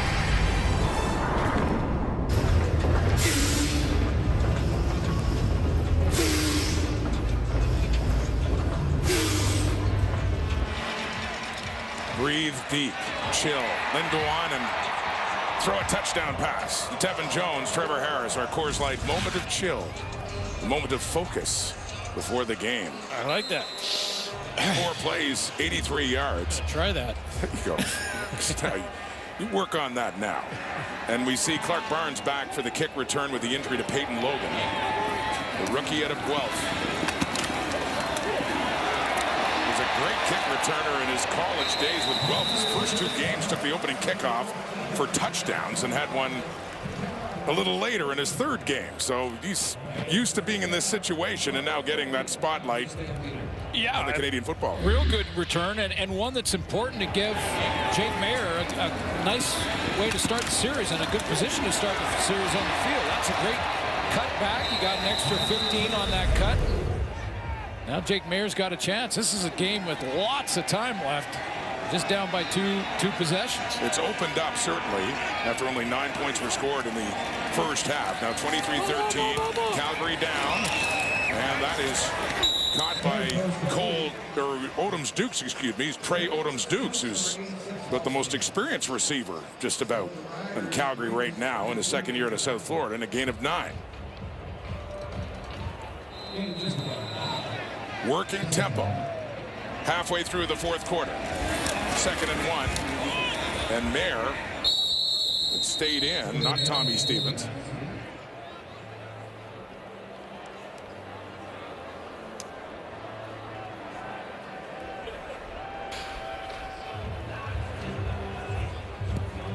Yeah, plenty of time left, as you all know, watching Canadian football, that in 7 minutes you can double your score, both teams. They drove well last time, throw into the end zone, got picked off. 3-man rush, dumps it off, finds a receiver 2, it's Cole Tucker. One of those rookies taking it inside the 35 at a big first down, Calgary. This is important not just for tonight in this game and coming back, but it's important in the long run for this team. Get these young receivers comfortable. Gain of 18 yards for Cole Tucker at his CFL debut. And Roland Milligan is down. Good eyes up there from Jake Mayer, just climbing up in the pocket, but keeping his eyes downfield. Milligan, who had that big interception in the third quarter, leading to the Riders' first touchdown. And getting some attention on a Calgary drive midway through the final. Join the movement today. Visit specialolympics.ca/calling-all-volunteers. Big days for Canada so far in the pool and on the track. A couple of gold medals. The Special Olympics. 1st and 10, Calgary. The Rider 32, Mayer throws. And a nice catch there by Luther Hakunavanu to extend this drive. First down, Stampeders. When he arrived on the scene, I think they were in BC. It was either game 1 or 2 for Hakunavanu, and he had a huge touchdown right down the middle. Might be harder against BC's defense this year. The way they're playing. Saskatchewan. That's a great catch, so by Hakunavanu coming back. Again, this is great experience for these guys to get this where not only are they starters, but now they're starters that have to be relied on. And he comes back and squeezes that, keeps it up off the turf, protects it. That's a confidence building catch for Hakunavanu. Coming right back to the ball. Very nice. Who's going to step up? Well, Hakunavanu in his 3rd year at York, and he had a couple of catches before this game coming in. He has 3 now for 58 yards. Down to the Rider 19. That was a couple of years ago. He was in that BC game. Mills inside the 5. 1st and goal, Calgary. 15-yard gain, Dedrick Mills. That's what Britt talked about when she talked early in the game about Dedrick Mills and how he approaches the game every single snap like it's his last and has that energy and enthusiasm and speed and urgency. Saw it. Back in his hands inside the 5. That time tangled down C.J. Rivas. But down near the goal line last time around had the remarkable kick in coverage. Kicked the ball up to Larry Dean, and that led to the Rider drive that increased their lead. And Micah Tights now. A couple of cramps late in this game, Rod. Looks like that's what that might be as well, although they're checking out his knee.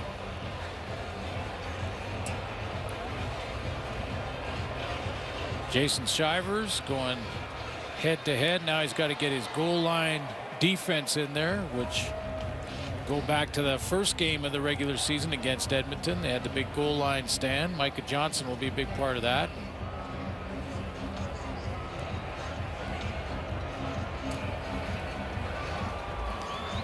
A.J. Allen coming in. And Pat Delmonico, who, you know, I called Dave Dickinson earlier on, the OC. Dave is part of the game planning, obviously, and in game will be on the headset listening in. But the guy calling the plays is either Delmonico or Larry Mueller. Excuse me, Mark Mueller, Larry's son.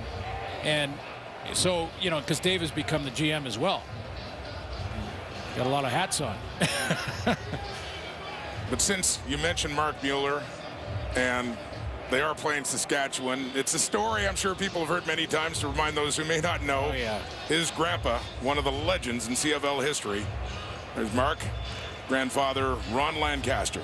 So Mark will talk directly to Jake Mayer, and he'll be the guy who signals it in and is looking at his chart. Delmonico will be communicating with him. Dave Dickinson is also right there and ready. You see him talking and can also communicate to both. So a lot of offensive power, I guess, in those three minds, helping Jake Mayer. At a critical moment right now, too, for the Stampeders, who are down 10, and they have an opportunity and a need to find the end zone again. 2nd and goal at the Saskatchewan 3. 7th play of this drive. Mills in the backfield. They fake it. Mayer keeps it. And he scores the Calgary touchdown.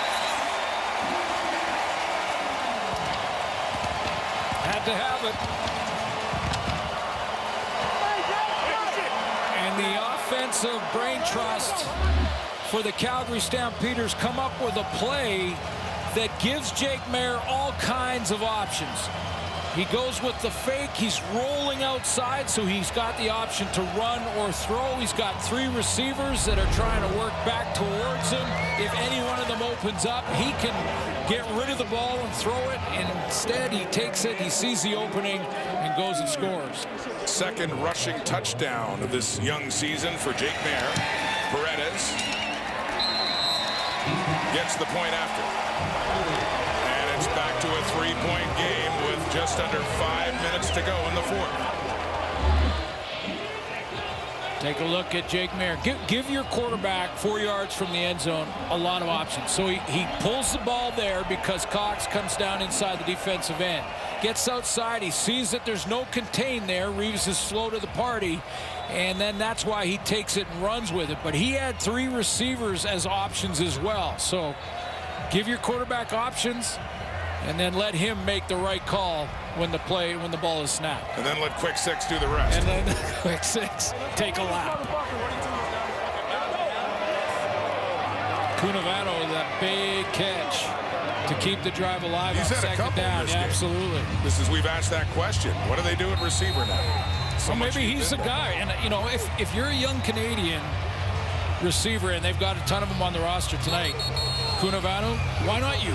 Why not you? Why not be the guy to step up and say, hey, you can trust me, Jake, throw it up my way, I won't let you down. And he didn't on that last series. And who knows how this is going to play out now with Calgary closing the lead. Saskatchewan still on top, but just by 3. They'll get the ball. Alford inside the 5.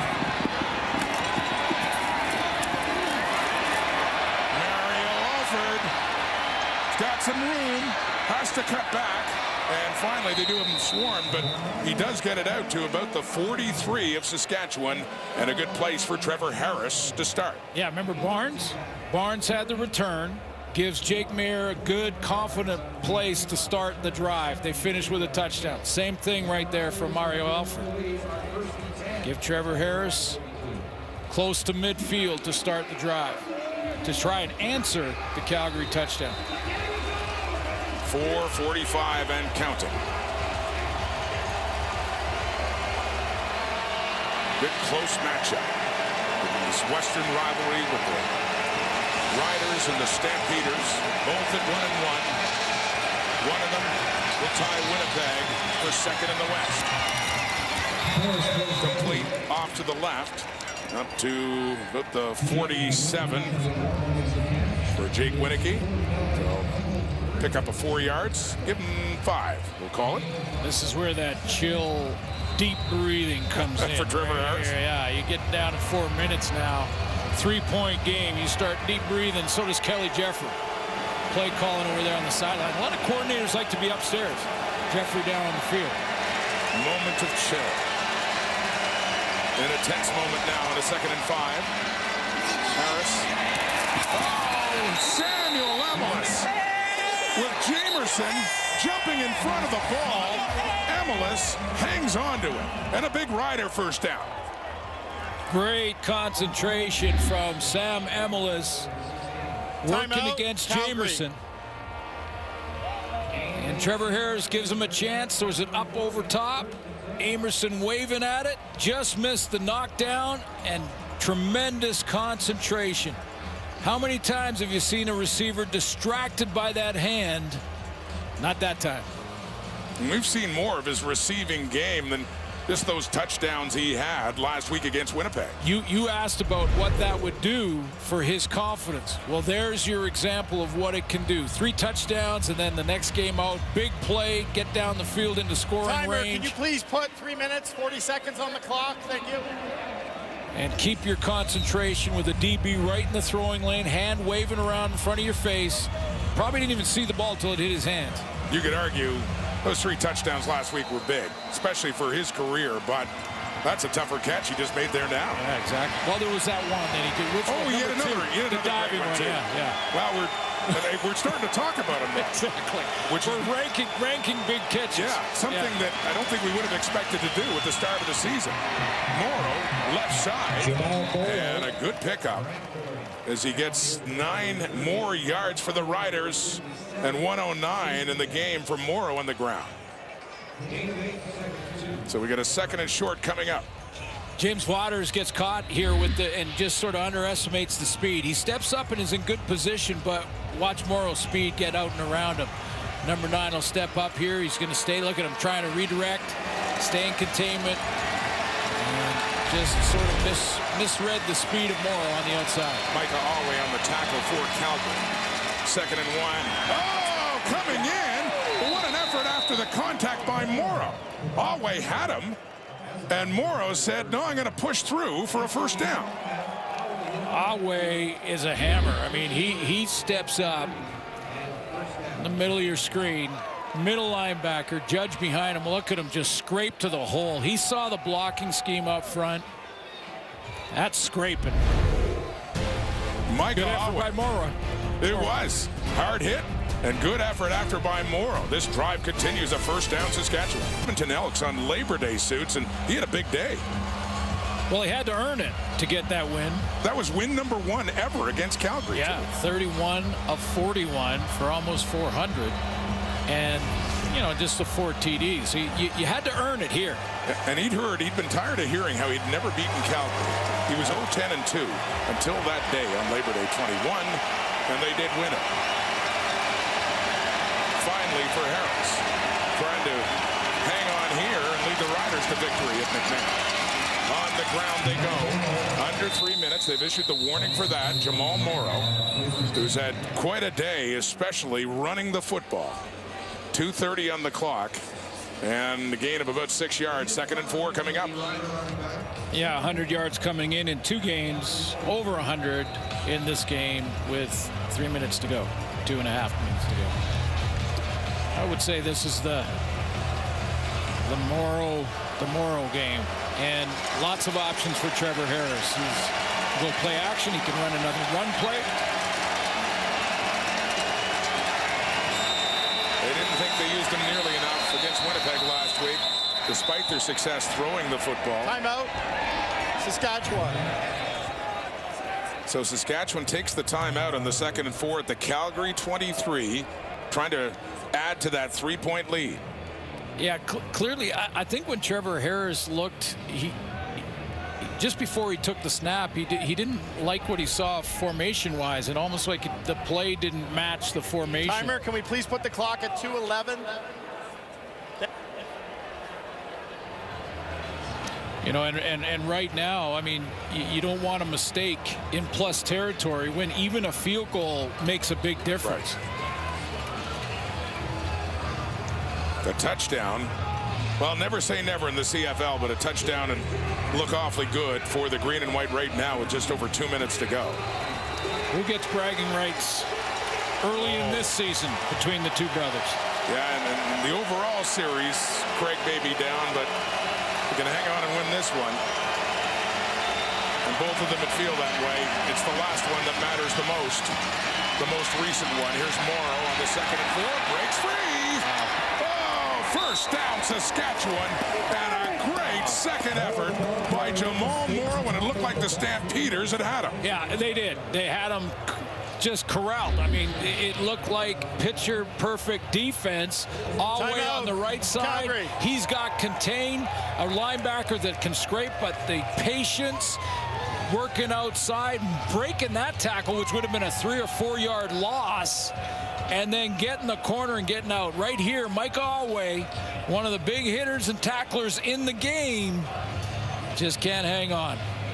That's great lower body strength for Jamal Morrow, who's really running with determination in this game. Ends up with 5 yards, gets it to the 18, up to 122 in this game, and we get a first down Saskatchewan, killing time as well. They're at the Calgary 18-yard to get Mike Alway. Opportunity missed for the great middle linebacker of the Stamps. Impressive numbers, Morrow. 2:03 in the clock. Back in his hands, too, driving for more. And still driving. He's not going down easily today as he picks up 5 more yards. Well, we've seen some great performances from young receivers and different players. Some great defense, too, from Kobe Williams tonight. But that's been the best player on the field for both teams, Jamal Morrow. I don't think there's any question about that. Helping sustain this drive right now. 7th play coming up. And talked about it before. Remember the year that he was having. Brett Monson, the defensive coordinator for Calgary, I won't be surprised. He loads and tries to cancel all the gaps up front and make Trevor Harris throw it. 2nd and 5. Morrow again. They keep going to him. And he keeps delivering. He gets close to another first down inside the 10. Well, he's close. Now let's see how close, because it's decision time for older brother. But another spectacular. You know, it doesn't have to be a 50-yard run to be spectacular. It can be 5. But just spinning, taking hits, quick feet.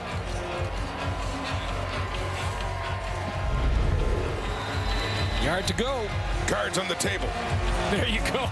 Exactly. Here we go. 3rd and 1. No field goal. They either continue the drive or Calgary takes over. Patterson. And he pushes forward. Again, it looked like there was a chance for the Stampeders to halt him. Someone from the Stamps made contact behind the line, and I don't know, Shea Patterson's second effort got him there. They're lining it up now.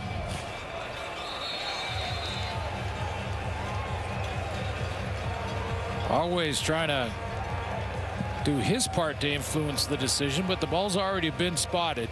And they're going to bring the sticks in. Wow, that's how close it is. A close spot. And what a big spot this is now. 1:12 on the clock. Calgary hoping and needing a turnover on downs here.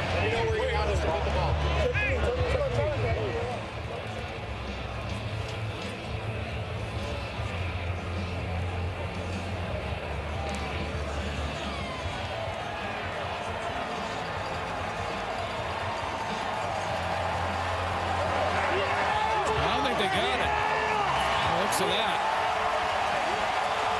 Still have to now just move the ball, tightening up the chains. Well, the command right. The command center was helping with that spot. After review by the command center, the spot was moved to the 9-yard line. Ball is short of the first down. First down, Calgary. Who got contact? I think it was Mike Awe who got contact on Patterson first.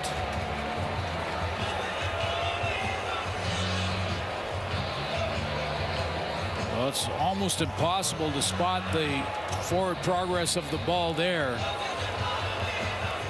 There it is, Awe.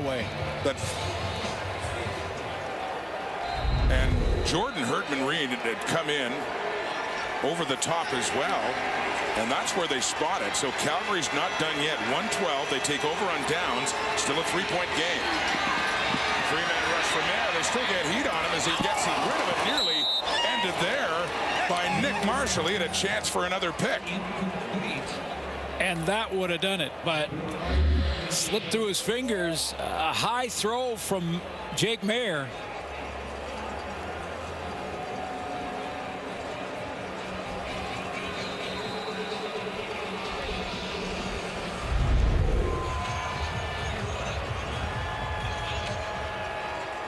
Second down. They're 8 for 18 in second down conversions. Barely a minute to go here at McMahon. From the end zone, stepping out. Gets rid of it, completes it too. Cole Tucker has it. Smart for Cole Tucker to catch it, feel the pressure around him, and go down immediately. Stops the clock. Jake Mayer can get up, and they're going to be tempo, of course, or basically hurry up here in the final minute. Gain of 18 for Tucker in his CFL debut to the Calgary 27. In tempo, over it quickly. There, over the middle for Tucker again. No, Odoms-Dukes, excuse me. Trey Odoms-Dukes with a catch and another Calgary first down. Yeah, I thought it was incomplete for a second there because something flew to the ground. It must have been a mouthpiece or something, but that was a deep throw, confident throw by Mayer over the middle. That's back-to-back 18-yard passing plays up to the Calgary 45. Needing to get in field goal range for Paredes. Pressure was coming. Mayer got rid of it, and he completes it too. My goodness. And that's Tucker with it. His second catch on this drive. And it continues, and they get closer to field goal range. Mayer pays the price for this one, but he'll take it. That's a great throw under pressure. He gets hit hard and still delivers a strike. One play away from field goal range. Need about 8-10 yards. Robertson bearing down, and we ask that question again. An opportunity for some young receivers. Who's going to step up? Tucker with a couple of big ones. Mayer is shaking up there.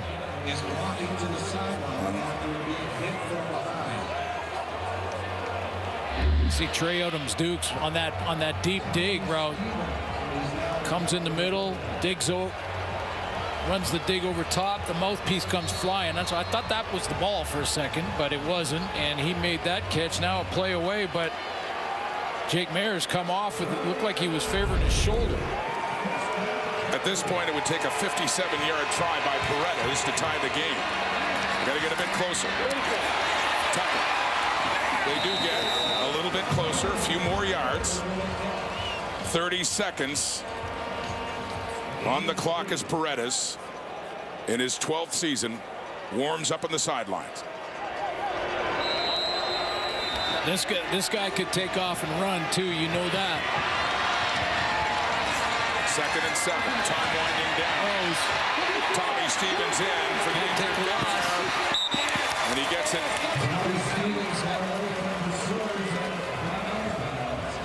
Run out of bounds is Stevens. Picks up a yard. Paredes is coming on with the ball at the 46, looking about a 53-yard try coming up. 10-year veteran Micah Johnson. Tremendous hustle to get Stevens out of bounds, or he might have taken another 4, 5, maybe 10 more yards on that run around the edge. Taking a little bit of pressure off Paredes, but as Hakunavanu takes a knee. Now this is interesting. Rene Paredes, one of the greatest in the history of the CFL, especially for accuracy, of course, not as much for distance. His career high is 53.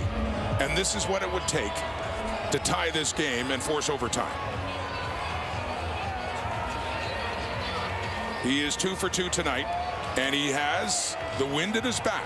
Should point that out as well. Balls have been sailing farther in that direction. Right to left in your screen. 53-yard try, 17 seconds on the clock. And I think the Riders just moments ago were oh so close to putting this one away. Cody Grace to put it down. Paredes to tie the game. And he got it. He does it. Matching his career high. And another clutch kick from a clutch kicker. We have a 23-23 tie with 11 seconds to go. And the pressure that is on a kicker at that moment, you just, it's something you can't measure. It's something, it's hard to put any statistical sort of explanation to it except for accuracy under those circumstances. And he's one of the best in the business at it, and he nails it to tie this game. He's seen a lot from his kicker over the years. And his counterpart, his big brother Craig, not yet. This game is not over yet. There's still more work to be done. Rene Paredes, the last 2 off seasons, Glenn has talked about retiring and then decided to come back. He's a firefighter now. So they work around his schedule on his other job for practice. And for someone like that, they're willing to accommodate him, of course. And there's a bit of a payoff, isn't it? Well, and think back to the Micah Awe with a yard to go. And not kicking a field goal there, going on 3rd and 1. Saskatchewan, they stop him on defense. Jake Mayer makes 4 or 5 plays, and we're tied. Jamal Mora back to return the kick. 7 seconds on the clock. He goes down with 4 seconds to go in regulation. Looking very much, barring a big play from Trevor Harris coming up here. Looks like overtime is looming between the Riders and the Stampeders.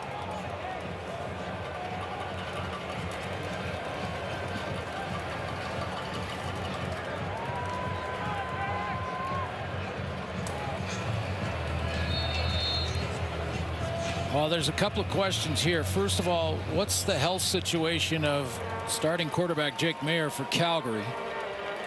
If we do go to overtime, they're going to take a knee and take it to overtime. The way the ball has been bouncing tonight, I think that's a safe decision and a good one. The Riders, not long ago, had led by 10. Calgary came back.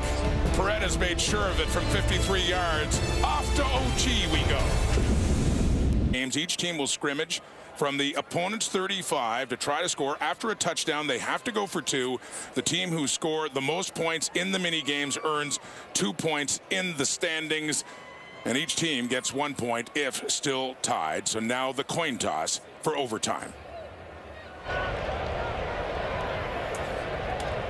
The team logo is tails. CFL logo is heads. Your call? Tails. The call is tails. It is a tail. You want to start on defense? What end would you like to play in? Do you want to play in this, or you want? Okay, so we'll go this end. So Calgary football to start. It looks like Jake Mayer is going to be okay. That's good news for Calgary fans. And interesting that 2 kickers are making the decision on the coin toss, and it just may be the kickers that win this one or don't. And that is the pressure that's on them, and unlike really any other player, to be honest. And how many times have we seen, we've seen it in the Grey Cup, where one team gets points and then the next team's on and there's a turnover, an interception, and suddenly it's over.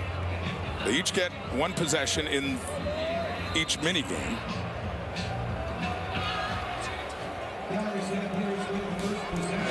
So here we go. First possession, Calgary.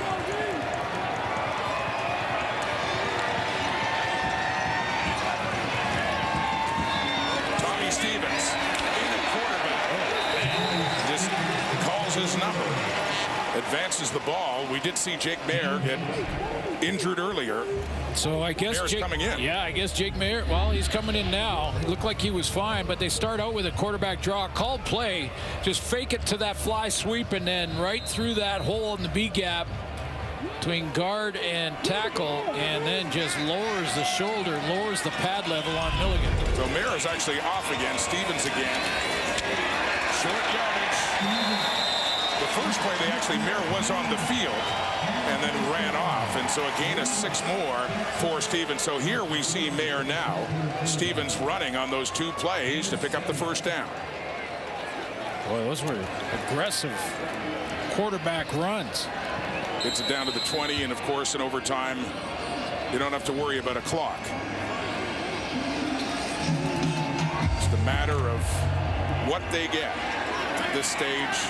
At least 3 thinking, trying to get into the end zone, whereas mentioned they'd have to go for 2 from the 20. On the ground again, Mills.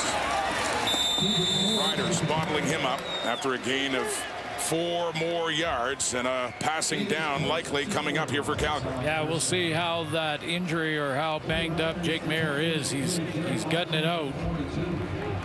Not showing any signs of it. But we'll see now, because this is a throwing down. Although, with the way that Mills has played, you could swing it out to him. Doesn't have to be a deep throw, and let him do the heavy lifting. Chipping their way down after starting at the 35. They're at the Saskatchewan 16. First possession of overtime. Mayer to throw. And it's a little low, intended for Odom's Dukes. A little short, falls incomplete, and a 3rd down is coming up. And that's why if you win the toss in overtime, you go second. In other words, you go offense second. Because now the Riders know, you see that one just short to Odom's Dukes.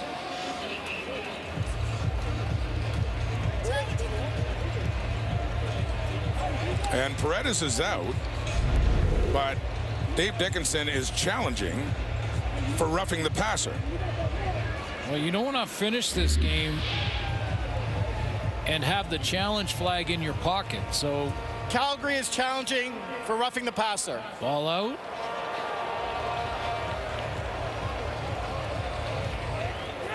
Well, a little tap there by Lanier, and Nair's calling for it. He did make contact. But, yeah, I mean, I think that was just well,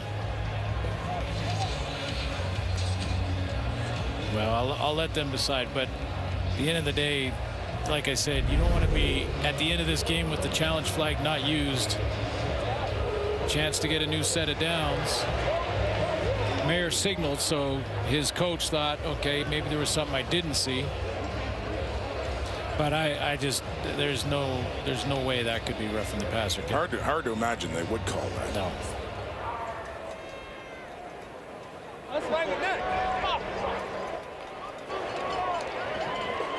After review, the ruling on the field stands. Announced by the referee Tom Bolesi. I would love to just one time see a ref come out and go, good try. He had the challenge. Dave Dickinson had the challenge flag, and he used it. So Rene Paredes, who made this overtime possible thanks to a 53-yarder, has a lot less than that to give Calgary the lead by 3 in OT, and he does. 26-23. But now Saskatchewan will scrimmage 35 yards away from Calgary's end zone. Now, if they tie this up with a field goal, we go to the other end and do it again. But if Calgary scores on defense or interception, or game over. And that's it. These things can end very quickly. The quickest on one single play here now, either a touchdown or a turnover. Trevor Harris is close to getting it in regulation, looking for his second win ever against the Stampeders. We mentioned the last time he was with Edmonton on Labor Day Monday, 2021. Well, this game has been all about Jamal Morrow. A couple of plays by Sean Bain coming out of the backfield as well, and those little fly sweep swing passes. He's over here. Riders down a field goal. First possession overtime. Play fake. Oh, it's in a crowd. Man. Look at that crowd. And Emilus couldn't hang on to that down at the 20. And he's slow to get out. And so is Brandon Dozier. Yeah, that's just... Everybody's got to regroup after that one. That was a three-way just... Oh.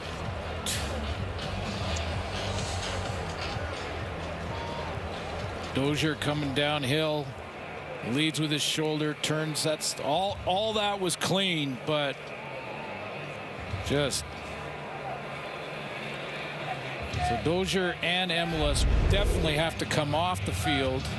Spotters, medical spotters would not let them continue, although the training staffs would do that too. But anyone else out there is looking a little off, they'll be pulled as well. One more time on the hit.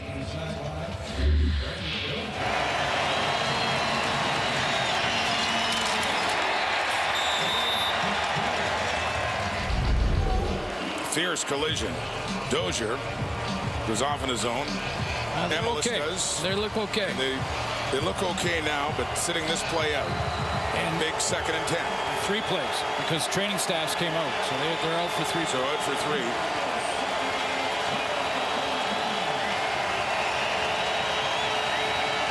Second and 10. Stamps rush 3. Handing it off. Now it's Bain. Cuts it back. And he gets down to the 35 only. So looks like Lawther will be coming out. to end this first mini game, hoping to tie it up again. Yeah, it's been one of those games, right, where it's either Morrow between the tackles or it's Bain trying to get him outside and around. It's been that little swing pass to him or else that, a fly sweep coming all the way from right to left. Gets Lowther a little closer. This will be further than what Paredes had, but a 38-yarder to be put down by Corsack to tie it up and force a second mini game. Perfect. Game 2. It keeps going. Lowther's good. We're tied at 26. And the Riders will start the second mini game with their offense still on the field. They'll go first. And now advantage Dave Dickinson, because now he can wait, see what the Riders can, or what his defense can hold the Riders to. And they switch ends. They'll go to the other 35 now for both teams. A good rule for the fans. So you play one of the overtime games at one side and the other at the other side. It's funny for Trevor Harris. In 2 of the games that he had started against Calgary, you notice he had 10 losses, the 1 win on Labor Day, and 2 ties against the Stampeders. Harris has been through this before, going to overtimes that could not be resolved. One amazing game back in 2017 against when he was with Ottawa against the Stamps. That one ended tied at TD Place. Trevor Harris. Quickly. Jones inside the 25 and more. Down to the 15.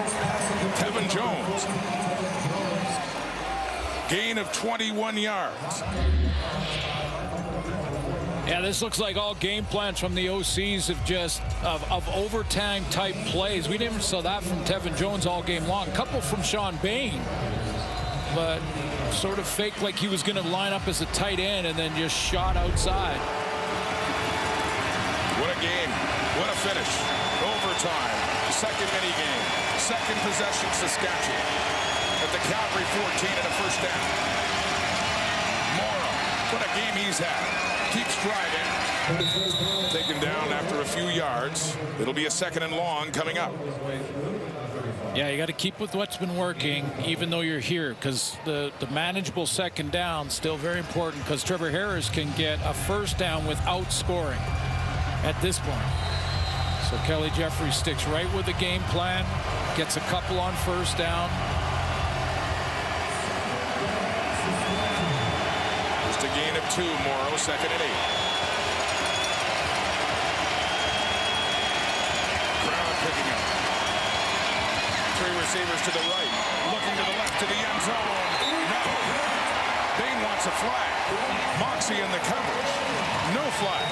Third down and a field goal situation for the Riders. Yeah, you know, I mentioned the fans and the switching of ends in overtime, and this was Bain on an out route on Moxie, who closes very well and gets his hand there to knock it away, and Bain had to look right back into the sun going this direction.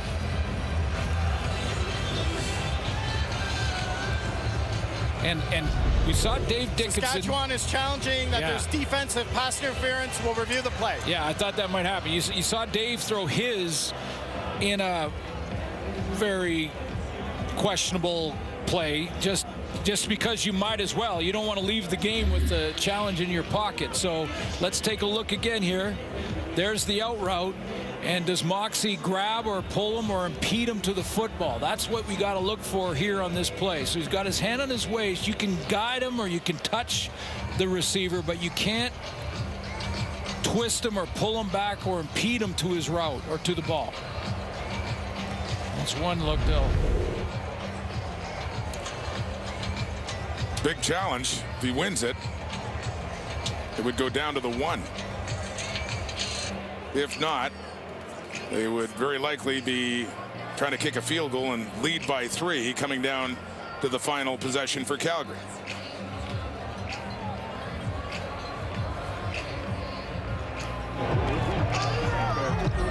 I mean, saying, that was a real close look in isolation. So we'll see if this maybe shows anything from behind. Down at the bottom of your screen, I don't really see a grab jersey or anything like that. Again, you know, I think the coaches challenging these are just saying, hey, we might as well try it, but I don't see any PI there. They still discuss it, and we're awaiting word. After review, the ruling on the field stands. So for each of the Dickinson brothers, they tried it, but they don't get it. Yeah, so Craig could have got the good try. You think Craig's try might have been a little bit more? I think they were both about the same. Yeah, okay. We'll call that a tie.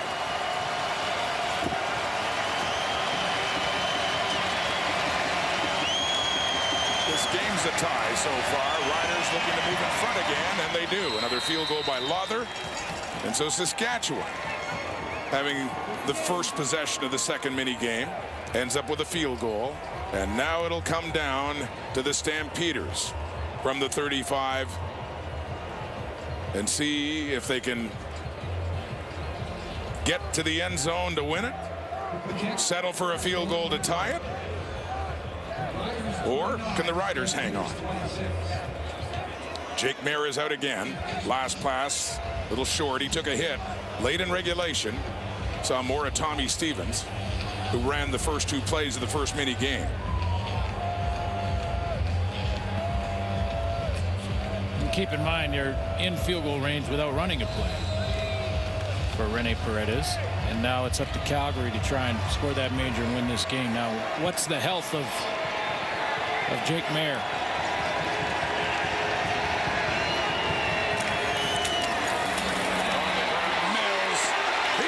Loose. Diedrich Mills with a good run for the Stamps, getting it close to the Rider 20. First down, Calgary.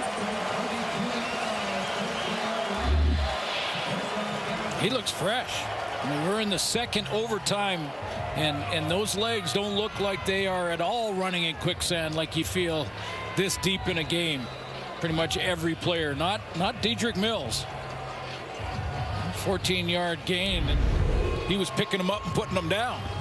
Some words for Deontay Williams after two, but these are two teams 1-1 in the West, with Winnipeg at 2-1 and BC at 3-0. From the 21, Mills again, and he keeps those legs chugging. And one of the things that the Riders are doing defensively on those last two runs were trying to pull and rip the ball out, trying to create a fumble, because that would end it. Jason Shivers could, you know, obviously he'd love to see that. However, when you don't form tackle and you try to just rip the ball without securing a tackle, that's how good running backs can break a big play. So what do you do if you get 6 yards? I'll ask you in a minute if it happens. Decision time. Right now, looking for another first down to the end zone to win it. 2nd and 7 from the Rider 18. Mayer. They got some heat on, but he escapes. He looks into the end zone. Intercepted. The game is over. Saskatchewan wins it after all. Denied their chance to even tie it. Nick Marshall, who missed a couple of chances in this game for an interception, picks that one off. And the Riders, who saw their 10-point lead evaporate in the fourth, get on stage to celebrate.